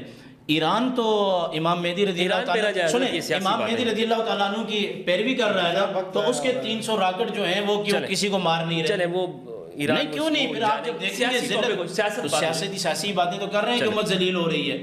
یہ سارے جو جنگ و جدال ہوئے، اچھا یہ آپ کیا سمجھتے ہیں آل بیت کے ساتھ ہوا؟ یہ کوئی کیا نام ہے شرعی معاملات تھے، یہ سارے سیاسی معاملات تو تھے۔ قبلہ میرا آپ سے سوال یہ ہے، میں گفتگو کو موضوع کو سمیٹنا چاہوں گا تاکہ ہم اس کے اختتام کی جانب لے کے جا سکیں۔ حضرت نے یہ کہا کہ خلفائے راشدین یہ اس امت کے اندر سب سے افضل گروہ ہے، یعنی ان سے بڑا نہ کوئی عالم ہے اور نہ ان سے بڑا کوئی اولو الامر ہے، یہ اولو الامر ہے خلفائے راشدین، یعنی یہاں تک تو 4 کی تقریباً انہوں نے تعیین کر دی اولو الامر کی، ایسا ہی ہے نا قبلہ؟ صحیح ہے، یعنی 4 اولو الامر کی تعیین، اور جب یہ چلے گئے تو پھر اس کے بعد جو آتے گئے جو صلاحیت تھی وہ بھی اولو الامر ہیں۔ اچھا اولو الامر، جی میں نے مختلف اقوال آپ کے سامنے رکھے، یہی وہ رسول کے جانشین بھی 12 اور خلیفہ خلیفہ جو بھی ہوتا ہے نا وہ اہل علم سے ہوتا ہے۔ جی قبلہ، ہاں۔ تو یہ جو 4 انہوں نے بتائے خلفائے راشدین، یہ اولو الامر بھی ہیں اور یہ وہی رسول کے 12 جانشینوں میں سے 4 ہیں۔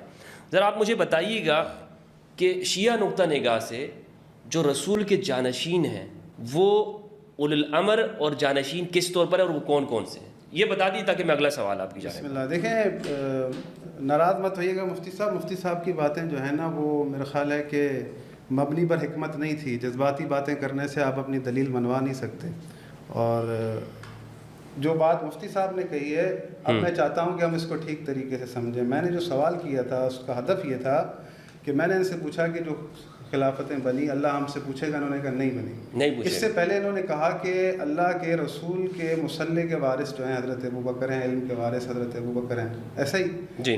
تو جس کو اللہ کے رسول نے اپنے مصلی کا وارث بنایا، اگر کوئی اسے نہ مانے، آپ کہتے ہیں کہ اللہ نہیں پوچھے گا اس سے، یعنی تو آپ نے ہمیں مقصد جو ہے مشکل میں پھنسا دیا، نہیں پوچھے گا وہ اچھا مشکل میں پھنسا دیا۔ دوسری بات یہ کہ حضرت مولا علی کے حوالے سے انہوں نے کہا کہ حدیث بیان کی کہ میں نے جب دیکھا کہ حضرت ابوبکر کو کھڑا کیا مصلی پہ تو میں سمجھ گیا کہ یہ میرے، جس طرح نماز ایک اہم رکن ہے اس کے امام دین کے لیے ہوا تو دنیا کے لیے بھی۔ اچھا اب مجھے لگتا ہے کہ شاید یہ نہیں پڑھی ہوئی حدیثیں، تو میں ان کو توجہ دلانا چاہتا ہوں۔ بخاری کے اندر جب رسول خدا صلی اللہ علیہ وآلہ وسلم کی وفات کا قصہ لکھا ہے، جی جی، تو حضرت ابوبکر آئے رسول خدا صلی اللہ علیہ وآلہ وسلم کے جسد مبارک کے پاس، پھر وہاں سے جب ثقیفہ چلے گئے تو وہاں پر انصار صحابہ نے کہا کہ ایک خلیفہ تم میں سے ایک خلیفہ ہم میں سے، بڑی توجہ کے ساتھ سنی۔ تو حضرت ابوبکر نے کہا کہ نہیں خلیفہ قریش میں سے ہوگا۔ یہاں پر حضرت ابوبکر کو کہنا چاہیے تھا کہ نہیں مصلی پر میں کھڑا ہوا تھا، میں خلیفہ ہوں۔ پھر انہوں نے کہا کہ آپ ایسا کریں حضرت عمر کو خلیفہ بنا دیں۔ یہ بخاری کے اندر جملے نہ موجود ہوں، میں اپنا ذمہ دار ہوں، جو جرمانہ کہیں گے بھر کے دوں ہیں، یہ جملے ہیں، ٹھیک میں ہے، ایگری کرتا ہوں۔ ٹھیک ہے۔ اب پہلی دفعہ انہوں نے آپ کی بات سے ایگری کیا ہے۔ میں ہر بات جو بات ہوگی ایگری کروں گا، میں کیا بات، پہلی دفعہ نہیں جو بات کر رہے ہیں صحیح ہے، لیکن اچھا لگا بھائی مجھے، دیکھیں دل سے کہہ رہا ہوں اچھا لگا، میں ایگری کروں گا، جو بات ہوگی میں ایگری کروں گا۔ حضرت ابوبکر کو خود کو نہیں پتا کہ خلیفہ مجھے بننا ہے اس لیے کہ میں مصلی پر کھڑا ہوا تھا۔ انہوں نے نہ انصار صحابہ سے کہا بلکہ کہا کہ آپ ایسا کریں حضرت عمر کو خلیفہ بنا دیں۔ تو حضرت عمر نے کہا کہ نہیں ہم آپ کو ہی خلیفہ بنائیں گے، تو حضرت ابوبکر کی بیعت کر لی گئی۔ مولا علی نے بیعت نہیں کی۔ مولا علی نے کہا کہ ابوبکر آپ خلیفہ بن گئے، ہم سے پوچھا تک نہیں، تو وہ کہتے نا کہ بھائی میں تو مصلی پر کھڑا ہوا تھا، مجھے اللہ کے رسول بنا کر گئے، آپ کیوں اعتراض کر رہے ہیں؟ یعنی یہ بات اس بات کی وضاحت کرتی ہے کہ حضرت ابوبکر اور نے اپنے خلیفہ ہونے کے لیے اس دلیل کا استفادہ کیا ہی نہیں کہ میں مصلی پر کھڑا ہوں۔ نہ انصار صحابہ کو پتہ تھا، نہ ان کی بیعت کرتے وقت یہ بات کہی گئی کہ اس لیے چن رہے ہیں کیونکہ رسول خدا کے علم کے وارث ہیں، رسول خدا کے مصلی کے وارث ہیں۔ دوسری بات یہ کہ جب آپ ان کو علم کا وارث ٹھہرا رہے ہیں، کیونکہ اللہ کے رسول نے نہیں ٹھہرایا، نہ انہوں نے خود اس دلیل کو اپنے لیے استعمال کیا، یہ آپ نے ایک مطلب وہ اپنی سوچ سے بنا کر جو ہے نا ایک چیز پیش کر دی، جو حدیث پیش کی مولا علی سے، یہ بھی جو ہے نا بے سند حدیث پیش کی آپ نے۔ دوسرا یہ کہ آپ نے کہا کہ مولا علی کا جہاد جو ہے ان کے دور میں آپ صحیح سند سے نہیں دکھا سکتے کہ مولا علی نے کبھی کسی جہاد میں شرکت کی، جو بھی فتوحات ہیں کسی بھی طرح سے، یعنی حضرت ابوبکر عمر عثمان کے زمانے میں جو فتوحات کوئی شریک نہیں کیا۔ انہوں نے جو آیت پڑھی وَلَوْ رَدُّوهُ إِلَى الرَّسُولِ وَإِلَى أُولِي الْأَمْرِ مِنْهُمْ لَعَلِمَهُ الَّذِينَ يَسْتَنبِطُونَهُ مِنْهُمْ، تو جب بھی کوئی مرکز خلافت میں معاملہ آتا تھا نہیں پتہ ہوتا تھا تو رجوع کہاں ہوتا تھا؟ مولا علی کے پاس۔ خلافت ہمارے پاس حدیث لکھی ہے، روایت موجود ہے، خلافت کا تیسرا دن تھا، ایک مسئلہ آیا، نہیں یہ اہل سنت کی کتابوں میں بھی موجود ہے، سنن ابو داؤد وغیرہ کے، نہیں خلافت کے تیسرے روز مسئلہ آیا تو کسی کو پتہ نہیں تھا، کہا کہ علی سے پوچھیں، تو سب لوگ آئے، حضرت علی سے پوچھا، حضرت علی نے جواب دیا۔ حضرت سلمان فارسی نے کہا کہ مولا یہ تو وقت تھا کہ آپ نہ بتاتے تاکہ احساس ہوتا کہ یہ حق آپ کا تھا۔ تو امیر المومنین نے فرمایا کہ سلمان میں نے قرآن یاد دلا رہا تھا، پھر مولا نے آیت پڑھی فَمَن يَهْدِ إِلَى الْحَقِّ احق ان یتبع من لا یہدی الا یہدی فما لکم کیف تحکمون.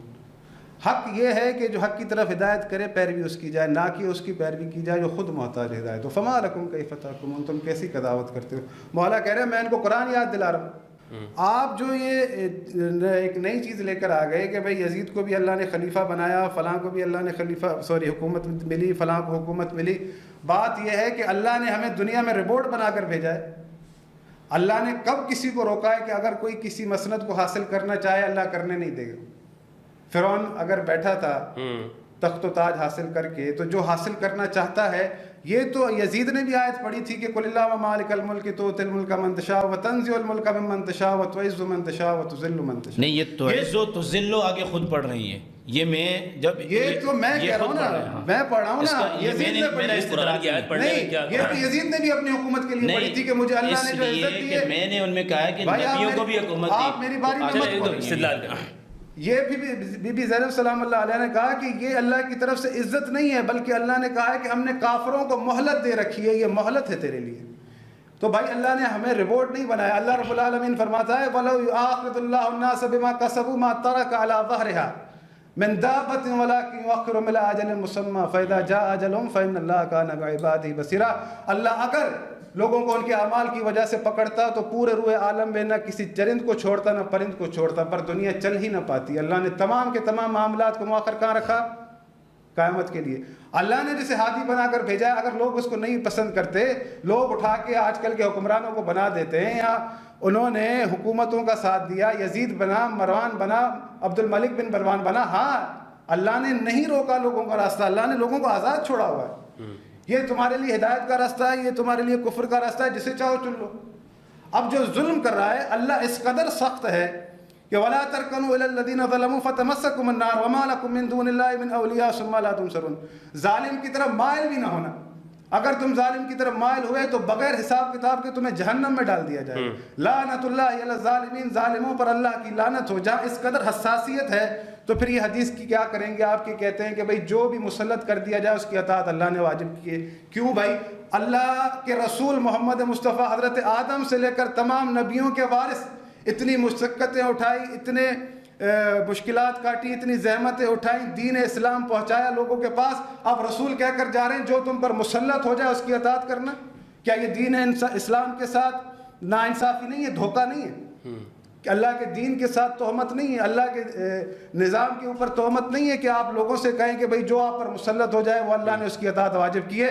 اللہ آپ سے کہتا ہے کہ رسول خدا کے اوصاف بیان کرتا ہے الذين يتبعون الرسول النبي الأمي الذي يجدونه مكتوبا عندهم في التوراة ويحل لهم الطيبات ويحرم عليهم الخبائث ويضع عنهم إصرهم والأغلال التي كانت عليهم فالذين آمنوا به وعزروه ونصروه واتبعوا النور الذي أنزل معه أولئك هم المفلحون. کہ یہ نبی وہ ہے کہ جس کے اوصاف تورات و زبور میں لکھے ہوئے تھے. وَيُحِلُّ لَهُمُ الطَّيِّبَاتِ، تمہارے لیے پاک طیب چیزوں کو حلال کرتا ہے. وَيُحَرِّمُ عَلَيْهِمُ الْخَبَائِثَ، اور تمہارے لیے خبیث چیزوں کو حرام کرتا ہے. رسول خدا فقط اس لیے مبعوث نہیں ہوئے کہ آپ کو آ کے کہیں کہ بھئی مٹن کھا لینا اور فلاں گوشت نہ کھانا، یا چکن کھا لینا، یہ پرندہ کھانا اور یہ نہ کھانا. رسول خدا آپ پر تمام وہ چیزیں حرام کرنے آئے ہیں کہ جس کو اللہ نے روکا ہے. اللہ نہیں چاہتا کہ آپ کسی ظالم کی اطاعت کریں. آپ کہہ رہے ہیں کہ اس کی اطاعت اللہ نے واجب کی ہے، یعنی اللہ پر بہتان، اللہ کے رسول پر بہتان. اللہ کے رسول کی ساری زحمتیں جو ہے آپ نے جو ہے پانی میں ملا دی. اللہ کہہ رہا ہے کہ فالذین آمنوا، اس پر ایمان لاؤ، وعزروه، اس کی عزت کرو، ونصروه، اس کی مدد کرو، واتبعوا النور الذی انزل معه، اور اس نور کی اتباع کرو جو محمد کے ساتھ نازل ہوا ہے. قرآن اللہ کے رسول کے اوپر نازل ہوا ہے، ساتھ نہیں آیا. اللہ کے رسول کے لیے اللہ کہہ رہا ہے کہ جو محمد کے ساتھ نور آیا اس نور کی اتباع کرو. اللہ کے رسول وہ نور جو آپ کو دے رہے ہیں وہ ہے کہ ترکت فیکم الثقلین. آپ کہہ رہے ہیں کہ نہیں جو ظالم مسلط ہو جائے اس کی اطاعت اللہ نے واجب کی ہے. یہ دھوکہ نہیں ہے دین اسلام کے ساتھ. آپ مفتی فیصلہ کریں، انصاف سے بتائیں. صحیح. اللہ کہہ رہا ہے نور کی اتباع کرو. آپ ظالم کی اطاعت کروا رہے ہیں، فاسق و فاجر کی اطاعت کروا رہے ہیں. دین مظلومیت پہ، اسلام پہ ہم نہ روئیں. میں تو کہتا ہوں کہ بھائی جو شیعہ روتے ہو نا، کہتے ہو یا حسین، اب تم کہا کرو یا اسلام، واہ قرآن، کہ قرآن کے مخالف عقیدے جو ہے بیان کیے جاتے ہیں. قرآن کی مظلومیت پر بھی ایک جو ہے نا وہ اپنے سینے پر تھپڑ مارے. اچھا انہوں نے یہ دیکھیں کہاں قرآن اور قرآن کے مخالف عقیدے. آپ اپنی باتوں میں خود جو ہے پھنس رہے ہیں. جس کو آپ رسول خدا کے مصلی کا وارث ٹھہرا رہے ہیں، پھر کہہ رہے ہیں اللہ پوچھے گا بھی نہیں۔ اچھا یہی سوال انہوں نے کیا بھی تھا کہ سب نبیوں میں تو آپ نبوت و وراثت مان رہے ہیں کہ نبوت وراثت کے طور پر، لیکن رسول اللہ صلی اللہ علیہ وآلہ وسلم نہ ان کے والد نبی ہیں نہ ان کی اولاد نبی۔ میں نے جب آیت پڑھی تھی اس میں ذریت کا لفظ کہا تھا، انہوں نے توجہ نہیں کی۔ قرآن کی آیت یہ کہہ رہی ہے کہ نبی کا بیٹا مستقیم بناتے ہیں یا نبی کا بھائی مستقیم بناتے ہیں فوراً، یا ذریت میں آگے چل کے بناتے ہیں۔ آپ پوری آیت پڑھیں، وَوَهَبْنَا لَهُ إِسْحَاقَ وَيَعْقُوبَ كُلًّا هَدَيْنَا وَنُوحًا هَدَيْنَا مِن قَبْلُ وَمِن ذُرِّيَّتِهِ دَاوُودَ وَسُلَيْمَانَ وَأَيُّوبَ وَيُوسُفَ وَمُوسَىٰ وَهَارُونَ وَكَذَٰلِكَ نَجْزِي تو اس اعتبار سے تو رسول اللہ صلی اللہ علیہ وسلم ابراہیم کے وارث وعيسى وإلياس كل من الصالحين وإسماعيل واليسع ويونس ولوطا وكلا فضلنا على العالمين ومن آبائهم وإخوانهم وذرياتهم واجتبيناهم وهديناهم إلى صراط مستقيم ولقد أرسلنا نوحا وإبراهيم وجعلنا في ذريتهم النبوة والكتاب فمنهم مهتد۔ یہ ذریت کا لفظ دہرایا تھا میں نے، مفتی صاحب نے نہیں سنا اور بلا وجہ کا اشکال کیا۔ حضرت میں نے لکھا ہوا بھائی ہے، بات یہ ہے کہ آپ اسلام کے مخالف جائیں گے تو ہم آپ سے کہیں گے کہ آپ قرآن کے مخالف جا رہے ہیں۔ یہ اسلام نہیں ہے کہ آپ لوگوں سے کہیں کہ رسول خدا بڑی بہتان ہے، جھوٹی حدیث ہے۔ رسول خدا صلی اللہ علیہ وآلہ وسلم نے آپ کو حسن دیے تھے، رسول خدا نے آپ کو حسین دیے تھے۔ یہ نظام اس طرح سے نہیں ہے کہ آپ جو ہے اس کو بنا رہے ہیں کہ بھئی یہ سب اللہ کی طرف سے ہے۔ تو بھئی اللہ نے کس کا راستہ روکا ہے؟ اللہ نے تو فرعون کا راستہ نہیں روکا، اللہ نے نمرود کا راستہ نہیں روکا۔ اچھا اللہ نے تو ان کو بھی دولت دی ہے۔ انہوں نے جو یہ دعویٰ کیا کہ سب سے زیادہ افضل ہے، آپ بتائیں کہ آپ کے نزدیک افضلیت کا معیار کیا ہے؟ افضلیت کا معیار قرآن ہے۔ قرآن جو میزان دیتا ہے اس میزان پر تول لیں علی کو بھی اور اس کے جس کو آپ تولنا چاہیں، میزان ہے قرآن پر تول لیں۔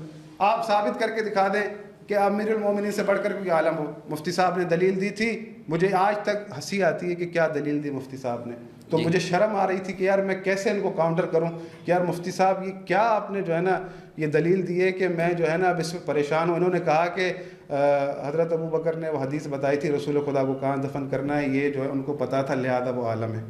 ارے بھائی بخاری اٹھا کے دیکھ لو، کتاب العلم، حضرت ابو موسیٰ اشعری آئے حضرت عمر کے دروازے پر 3 بار بلایا، دستک دی، کوئی جواب نہیں آیا، لوٹ گئے۔ تو حضرت عمر نے اپنے غلام سے کہا کہ دیکھو کون تھا، حدیث نہ موجود ہو میں ذمہ وار ہوں۔ کہا ابو موسیٰ اشعری لوٹ گئے، کہا بلا کے لاؤ۔ کہا تم آئے لوٹے کیوں؟ کہا میں نے رسول خدا سے سنا ہے کہ 3 بار کسی کو بلاؤ کوئی جواب نہ آئے گھر سے تو لوٹ جاؤ۔ کہا اس کے اوپر گواہ لے کر آ ورنہ تجھے کوڑے ماروں گا۔ حضرت ابو موسیٰ اشعری گئے، حضرت ابو سعید خدری کو لے کر آئے، نہ موجود ہو جرمانہ لے لینا میرے سے۔ نہیں آپ تصدیق ہے، بولنے دیں، نہ موجود ہو مجھ سے جرمانہ لے لینا۔ وہ گئے وہاں پر، انہوں نے جا کر کہا سہمی حالت میں ڈرے ہوئے تھے کہ یار تم نے یہ حدیث سنی ہے کسی سے، بس تم نے یہ حدیث سنی ہے کہ رسول خدا نے فرمایا تھا 3 بار اگر کسی کے دروازے پر جاؤ تو میری چل کے گواہی دو۔ جب انہوں نے گواہی دی تو حضرت عمر نے کہا کہ تو گواہ لے آیا ورنہ تجھے میں تیری خبر کوڑوں سے لیتا۔ ٹھیک ہے، آپ کتاب التیمم پڑھیں۔ حضرت عمر سے پوچھا گیا کہ بھائی جب پانی نہ ہو تو کیا کریں، تو انہوں نے کہا پانی کا انتظار کرو۔ اب ان کو تیمم کا نہیں پتا تھا تو کیا مقصد جو جانتے تھے نہیں ہے، کتاب التیمم میں یہ روایت نہیں ہے، حضرت عمر کو تیمم کا پتہ نہیں تھا، جھوٹ بول رہے ہیں یہاں پہ بیٹھ کے ابھی لے آئے آپ کے پاس، آپ حضرت جھوٹ بول رہے ہیں، کتاب التیمم نہیں ایسی باتیں نہیں کریں گے، جو بات کریں گے آپ ذمہ داری سے کریں، یہ جھوٹ بول رہے ہیں، نہیں جھوٹ بول رہے ہیں، جھوٹ بول رہے ہیں، لے آئے یہ غلط بول رہے ہیں یار یہاں پہ بیٹھ کے۔ کتاب التیمم حضرت عمر کو تیمم کا پتہ نہیں تھا، کیا باتیں کر رہے ہیں یہاں پہ بیٹھ کے؟ نہیں بخاری میں کھول کے دکھائیں، کھولیں ایک منٹ، اگر ہوگا تو اگر کو چھوڑو یار، نہیں پھر کیا آپ نہیں مانیں گے؟ آپ کبھی بولتے ہو سنو، عمار بن یاسر عمار بن یاسر اور یہ حدیث بے سند ہے، جس کی مجھے سند بتائیں، آپ لکھ کر دیں، اگر دیکھیں گے تو کیا کریں گے؟ نہیں آپ کہتے ہیں یہ ضعیف ہے، یہ فلاں ہے، آپ کو سند کا ہی پتہ نہیں ہے۔ کتاب التیمم میں کل پرسوں پڑھا کے آیا ہوں، اس میں ہے ہی نہیں ہے یہ روایت، کتاب العلم یا کتاب حدیث کتاب العلم میں بھی نہیں ہے یہ روایت، کوئی بھی ہو چلے یہ روایت اس جو عمار بن یاسر اور حضرت عمر کے اختلاف کی جو تیمم کی، نہیں مجھے بتائیں آپ، روایت تو موجود ہے نہیں، حضرت عمر کو تیمم کا پتہ نہیں تھا، آپ نے بھی علامہ غلام رسول سعیدی صاحب سے بخاری شریف پڑھی ہے، آپ نے پڑھی ہے یہ روایت حضرت عمر کو تیمم کا پتہ نہیں تھا؟ نہیں اختلاف ہوا تھا، ان کو بولیں بات ٹھیک طریقے سے کریں، نہیں تو اختلاف ہوا تھا۔ نہیں آپ کہہ رہے ہیں پتہ نہیں تھا یار، ایسی باتیں کر رہے ہو. حضرت عمر کا مسئلہ الگ تھا. نہیں دیکھیں آپ دیکھیں بات طریقے سے کریں، شائستگی سے کریں. آپ بھائی بالکل شائستگی سے کر رہا ہوں. میں تو وہ بات کر رہا ہوں کہ بھائی ان سے ان کو آپ کا مسئلہ یہ ہے کہ آپ ہمارے سے گفتگو کر نہیں سکتے. صحابہ کرام پر تبرہ کرتے ہیں آپ. نہیں آپ نے مولا علی کے لیے کہا کہ ان کو حدیث پتہ نہیں تھی تو میں نے اس طرح اعتراض کیا تھا. یار ہمارا کتنا جگرا بڑا ہے، آپ کیسے یار لکھا ہوا دکھا رہا ہوں آپ کو حدیث کے اندر. یار آپ نہیں آپ کی بات نہیں کرتے. مفتی کتاب و تیمم میں دکھائیں مجھے کہاں لکھا ہوا ہے. آپ کے پاس دلیل نہیں ہے تو آپ جو ہے نا یہ طریقہ اختیار کرتے نا ڈیبیٹ کے اندر، پھر ہی مسئلے مسائل ہوتے ہیں. آپ کو اصل میں شروع سے کوئی مسئلہ ہوا ہے آج؟ کوئی مسئلہ نہیں. مسئلہ میں بالکل جو بات ہے مسئلہ ہے بھائی سیدھی بات ہے، اہل بیت علیہ السلام کی برتری سے بڑھ کر آپ کے اندر جب اتنی نہیں بخاری آپ ہائپر نہیں ہوئے، اصلیت دکھائی. نہیں یار چھوڑو، میں ان کے بیچ میں بات حکومت کے بارے میں کر رہے ہیں. حضرت عمر کے علم کے بارے میں ہماری گفتگو ہی نہیں ہے آج. کیسی بات کر رہے ہیں؟ مولا علی کے لیے کیوں دلیل دے رہے تھے؟ نہیں کوئی گفتگو ہی نہیں ہے. آپ نے دلیل دی تھی تو میں نے دلیل دی. مولا علی ہماری سار آنکھوں پہ صحابہ اہل بیت. آپ کا مسئلہ یہ ہے کہ آپ ہمارے ساتھ بیٹھتے ہیں، جواب نہیں دے پاتے. اللہ اور اس کے رسول پہ بات. آپ کے دلوں کو بھی جانتا ہے، میرے دل کو بھی جانتا ہے. آپ کے دل کو بھی جانتا ہے، میں بھی جانتا ہوں. نہیں آپ نہیں جانتے. اچھے طریقے سے جانتا ہوں. آپ نے کہا نہیں یہ غلط بات ہے. بیچ میں میں بولا آپ ہائپر ہو گئے، آپ بولے جا رہے ہیں. نہیں آپ میرے بارے میں الٹے سیدھے الفاظ بولیں گے، میں بولوں گا. آپ مولا علی کے بارے میں بول رہے تھے، اس ٹائم کچھ نہیں تھا. مولا علی کے لیے کچھ بھی نہیں بولا میں نے. آپ نے کہا تھا کہ ان کو حدیث پتہ نہیں تھی. کچھ بھی نہیں بولا میں نے. آپ ان کی ریکارڈنگ اٹھا لیں، اگر نہ ہو تو پھر کہیے. انہوں نے کہا تھا حضرت علی کو حدیث کا نہیں پتا تھا، تو وہاں پر میں نے کوئی ریئیکشن دیا تھا. آپ جس موضوع پہ بات کر رہے ہیں آپ کا حق ہے اس پہ بات کریں. نہیں انہوں نے یہ جو جملہ کہا ہے نا، حضرت عمر کو تیمم کا پتہ نہیں تھا. چلے یہ روایت نکال لیتے ہیں، اگر نہیں ہوگی تو پھر جملہ ہے کہ تیمم کا پتہ نہیں. یہ ہے صحیح مسلم کتاب الحیض. صحیح مسلم کو چھوڑیں آپ، کتاب و تیمم میں انہوں نے بخاری کا حوالہ دیا ہے. بھائی میں نے آپ سے کہا کہ بات خیانت کر رہے ہیں. مسلم میں ہو یا اس میں ہو. نہیں یہ آپ دیکھیں آپ کو یہی پتہ نہیں ہے کس میں ہے. بخاری میں نہیں جب ان کو پتہ نہیں ہے کیوں کچی بات کی ہے. یہ بخاری میں دونوں میں دیکھ لینا. اس میں آج کیوں کر رہے ہیں؟ یہ کہہ رہے ہیں حضرت عمر کو پتہ نہیں تھا تیمم کا. یار یہ کون سا انصاف ہے؟ پھر آپ نے کہا کہ مولا علی کو حدیث پتہ نہیں تھی، آپ کہتے ہیں اس میں حضرت علی پہ آپ کو غیرت نہیں آ رہی. نہیں مجھے غیرت ہے، مجھے بھی زیادہ غیرت ہے. نہیں میں مجھ سے زیادہ نہیں. آپ نہار کر رہے ہیں، پھنس رہے ہیں آپ کے پاس جواب نہیں ہے تو آپ نہیں کہ ایسے تھوڑی ہوتا ہے یار. آپ میں پھنسا ہی نہیں ہوں، لوگ دیکھ رہے ہیں کون پھنسے. دیکھیں یہ روایت میرے سامنے قبلہ میں سنا دیں. چلے مجھے آپ اگر میں آپ میری بات سنیں، آپ ان کو بولا کریں حدیث کی بتائیں. نہیں ہر آپ کی آپ کیوں بات کر رہے ہیں؟ آپ کا کام سوال کرنا ہے، آپ کا کام ہمارے ساتھ مقابلہ کرنا نہیں ہے. نہیں پھر آپ اٹھ کے یہاں آ کے بیٹھے. قبلہ میں عرض یہ کرنا. نہیں میری بات سنیں. میں چپ ہو جاؤں؟ نہیں آپ چپ ہو جائیں، آپ چپ ہو جائیں اور آپ اسی موضوع پر مجھ سے آگے بات کریں بس. چلیں ٹھیک ہے، میں خاموش ہوں بھائی. آپ ان کو نکال کے چیزیں بتائیں گے. میں ان کو نہیں بتا رہا ہوں قبلہ، میں آپ کو بتا رہا ہوں. نہیں آپ اگلی بات کریں. ان کو آپ نے 15 منٹ دیے. بہت دیکھیں آپ کو یہ شور شرابہ کر کے نہیں آج آپ کچھ بھی کہہ دیں. میں کچھ نہیں، میں ان کو صحابی مانتا ہوں، میں ان کو اللہ کا بھائی مانتا ہوں. میں ان کو شافع روز جزا مانتا ہوں، میں ان کو جنتی جوانوں کا سردار مانتا ہوں، میں ان کو عشرہ مبشرہ میں مانتا ہوں، میں ان کو چوتھے نمبر پہ مانتا ہوں. بات کر رہے ہو یار، آپ اپنی بات بیان کریں. سنیں آپ اپنی بات بیان کریں، آپ جرا نہیں کیا کریں. جرا کا آپ کو کسی نے حق نہیں دیا ہے. پھر آپ نے جرا نہیں کی تھی آدمیت پر. میری بات سنیں، جو حدیث بیان کریں اس کا بتایا کریں. یار یہ ناانصافی کیوں کر رہے ہیں آپ؟ کون انصافی کر رہا ہے؟ ان سے بات کریں. آپ نے نہیں کہا تھا کہ حضرت علی کو حدیث کا پتہ نہیں تھا. آپ نے نہیں کہا تھا کہ فاطمہ الزہرا کا اس حدیث کا نہیں پتہ تھا. تو نہیں کہا تھا تو یار ابھی بھی کہہ رہے ہیں. میں ابھی بھی کہہ رہا ہوں نا، یہی جملہ میں کہہ رہا ہوں کہ حدیث کا نہیں پتا تھا. اگر انہوں نے کہہ دیا کہ انہیں ایک حدیث کا نہیں پتا تھا حضرت عمر کو، تو یہ فاطمہ الزہرا کے لیے کہتے ہیں ان کو حدیث کا نہیں پتا تھا تو اٹس اوکے. ہمدرد بھائی بات میں فرق ہے. یہ کہہ رہے ہیں تیمم نص قرآن سے ثابت ہے. بات کو آپ سمجھنے کی کوشش نہیں کر رہے. جی میں وہ روایت، اگر روایت میری بات سنو، روایتوں کی بات نہیں ہے. انہوں نے کہا تیمم کا پتہ نہیں تھا، انہوں نے یہ نہیں کہا کیفیت میں اختلاف تھا. کیا حضرت عمر کو قرآن اس آیت کا پتہ نہیں تھا؟ حضرت عمر رضی اللہ تعالیٰ عنہ تاریکی میں نماز شروع کرتے تھے اور جا کے روشنی میں ختم کرتے تھے. اور سورہ نساء آپ نے پوری پڑھی ہے. آپ جو دلیل میں جو بات کر رہا ہوں، میں آپ سے یہ کہہ رہا ہوں قرآن کی بات ہے. لیکن بات ہے غلط. آپ جب یہ کہیں گے کہ حضرت عمر کو تیمم کوئی مخفی چیز ہے، بی بی فاطمہ الزہرا کو پتہ نہیں تھا. پانی بی فاطمہ الزہرا کو پتہ نہیں تھا وہ اپنے بابا کی والد سے یہ ڈمکے کی چوٹ پر میں اس پہ ایک بات فیصل کے طور پر عرض کرنا چاہتا ہوں درمیان میں، یہ بات بہت ضروری ہے، تیمم کا پتہ نہیں تھا. دیکھیں یہ میسج ضرور، یہ میسج غلط جائے گا اگر میں نے اس روایت پتہ نہیں تھا وہ اپنے بابا کی والد نہیں ہے. مولانا میری بات سنیں، یہ روایت پڑھنا چاہتا ہوں یہاں پہ. یہ قرآنی مسئلہ ہے، یہ قرآنی مسئلہ تھا جو بی فاطمہ الزہرا کہتی تھی کہ میں قرآن حضرت فاطمہ الزہرا پہ پروگرام ہو رہا ہے. نہیں آپ کہہ رہے ہیں آدھا پکڑو گلگت سے، دوسرا پکڑو ایران سے، تیسرا پکڑو ملیشیا سے، پانچواں پکڑو جو ہے نا غزہ سے. نہیں یہاں جس چیز کے لیے بات کر رہے ہیں اس میں میں یہ کہہ رہا ہوں آپ نے کہا تیمم کا پتہ نہیں تھا. بندے کے ساتھ میں بیٹھ نہیں سکتا. حافظ صاحب نہیں جن کو بالکل آپ میں خاموش ہو گیا بولیں. ان کے علماء نے کہا کہ وہ خطا پر تھی تو کچھ بھی نہیں ہوا. میں نے یہ کہا کہ حدیث کا نہیں پتا تھا تو کہہ رہے ہیں اللہم صلی علی محمد و آل محمد.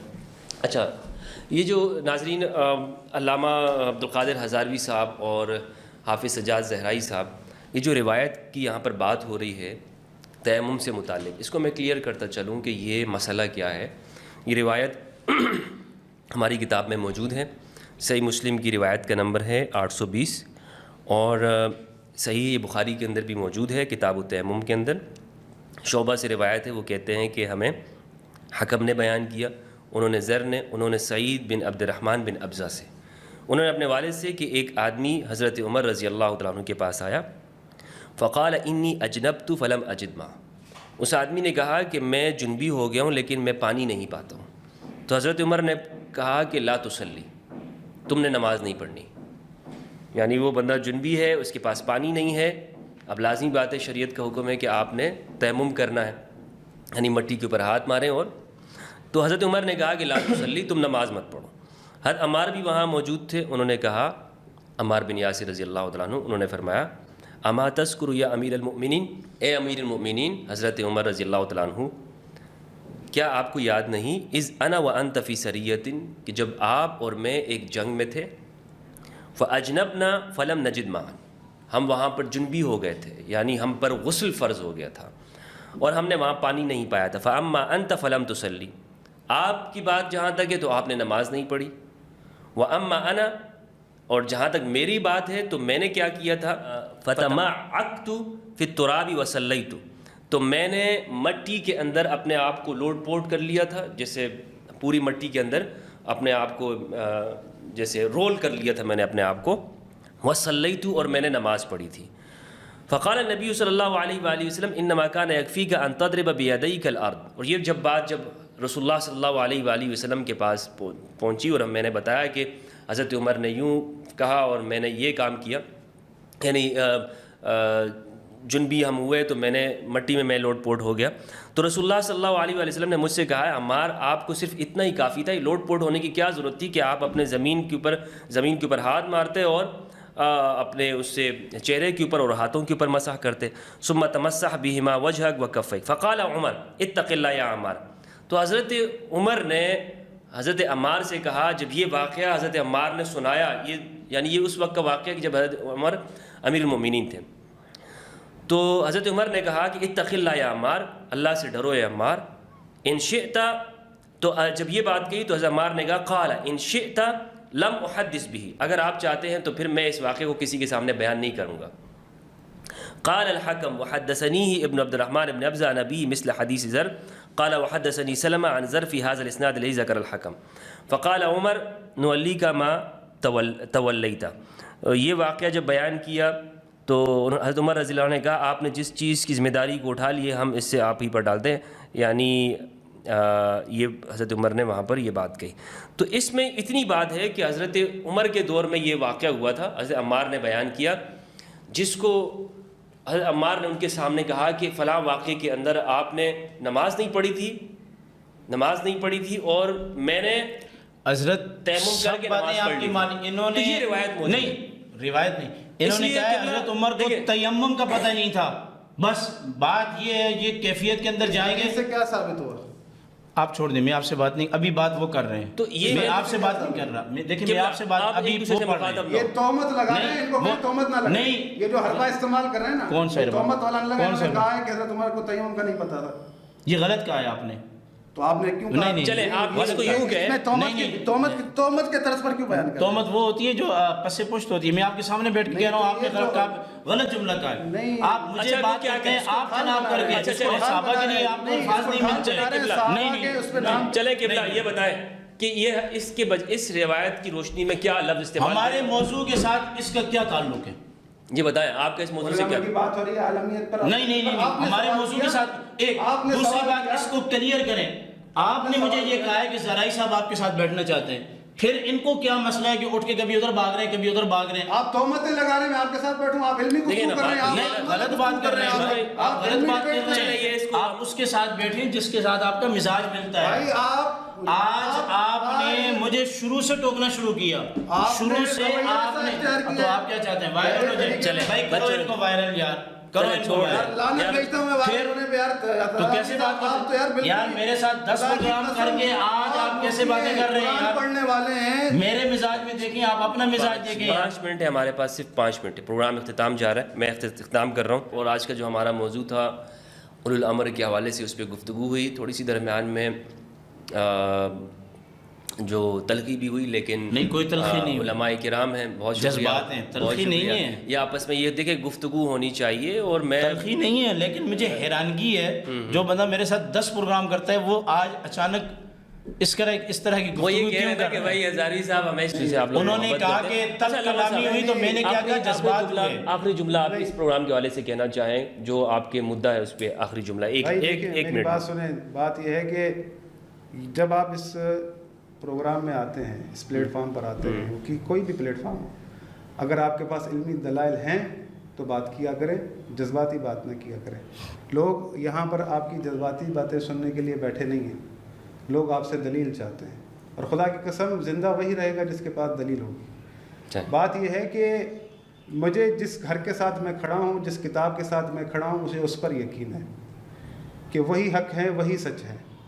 میں جن کا ماننے والا ہوں, جن کا پیروکار ہوں, جو میرا عقیدہ ہے, میں نے اپنی رائے سے, اپنی سوچ سے کبھی کوئی بات بیان کی ہوئی ہو تو آپ میرا گریبان یہاں سے پکڑیں. ٹھیک ہے. میں نے آپ کے سامنے جب بھی پیش کیا قرآن اور اللہ کے رسول کی حدیث پیش کی, اس کے برعکس. لیکن کیا ہے, ذاتی اٹیک, ذاتیات. چلے ٹھیک ہے, آپ کی گفتگو آ گئی. ہزاری صاحب آپ آخری منٹ میں کوئی بات کہنا چاہیں؟ جی, جو الفاظ کو استعمال کر کے آج جو ہزاروی صاحب نے عمل کیا, مجھے بہت دکھ ہوا, تکلیف ہوئی. میں معذرت چاہتا ہوں ہزاری صاحب کی طرف سے. نہیں دیکھیں, بات یہ ہے کہ آپ ظالم بھی بنو مظلوم بھی بنو, آپ دونوں مل کے مجھے کھینچو. حدیث سنائی, آپ نے اس کے اوپر اتنا بڑا واویلا کیا, تہمت لگائی کہ بھائی آپ جو ہے مکمل کریں. آپ کو اللہ دیکھ رہا ہے. آپ کے پروگرام سے آخری میرا محبت کا پیغام, معاشر میں آپ بھی جائیں گے, میں بھی جاؤں گا, اللہ کے سامنے ہماری عدالت لگے گی انشاءاللہ. علامہ صاحب فَاصْبِرُوا حَتَّى يَحْكُمَ اللَّهُ بَيْنَنَا وَهُوَ خَيْرُ الْحَاكِمِينَ. انشاءاللہ.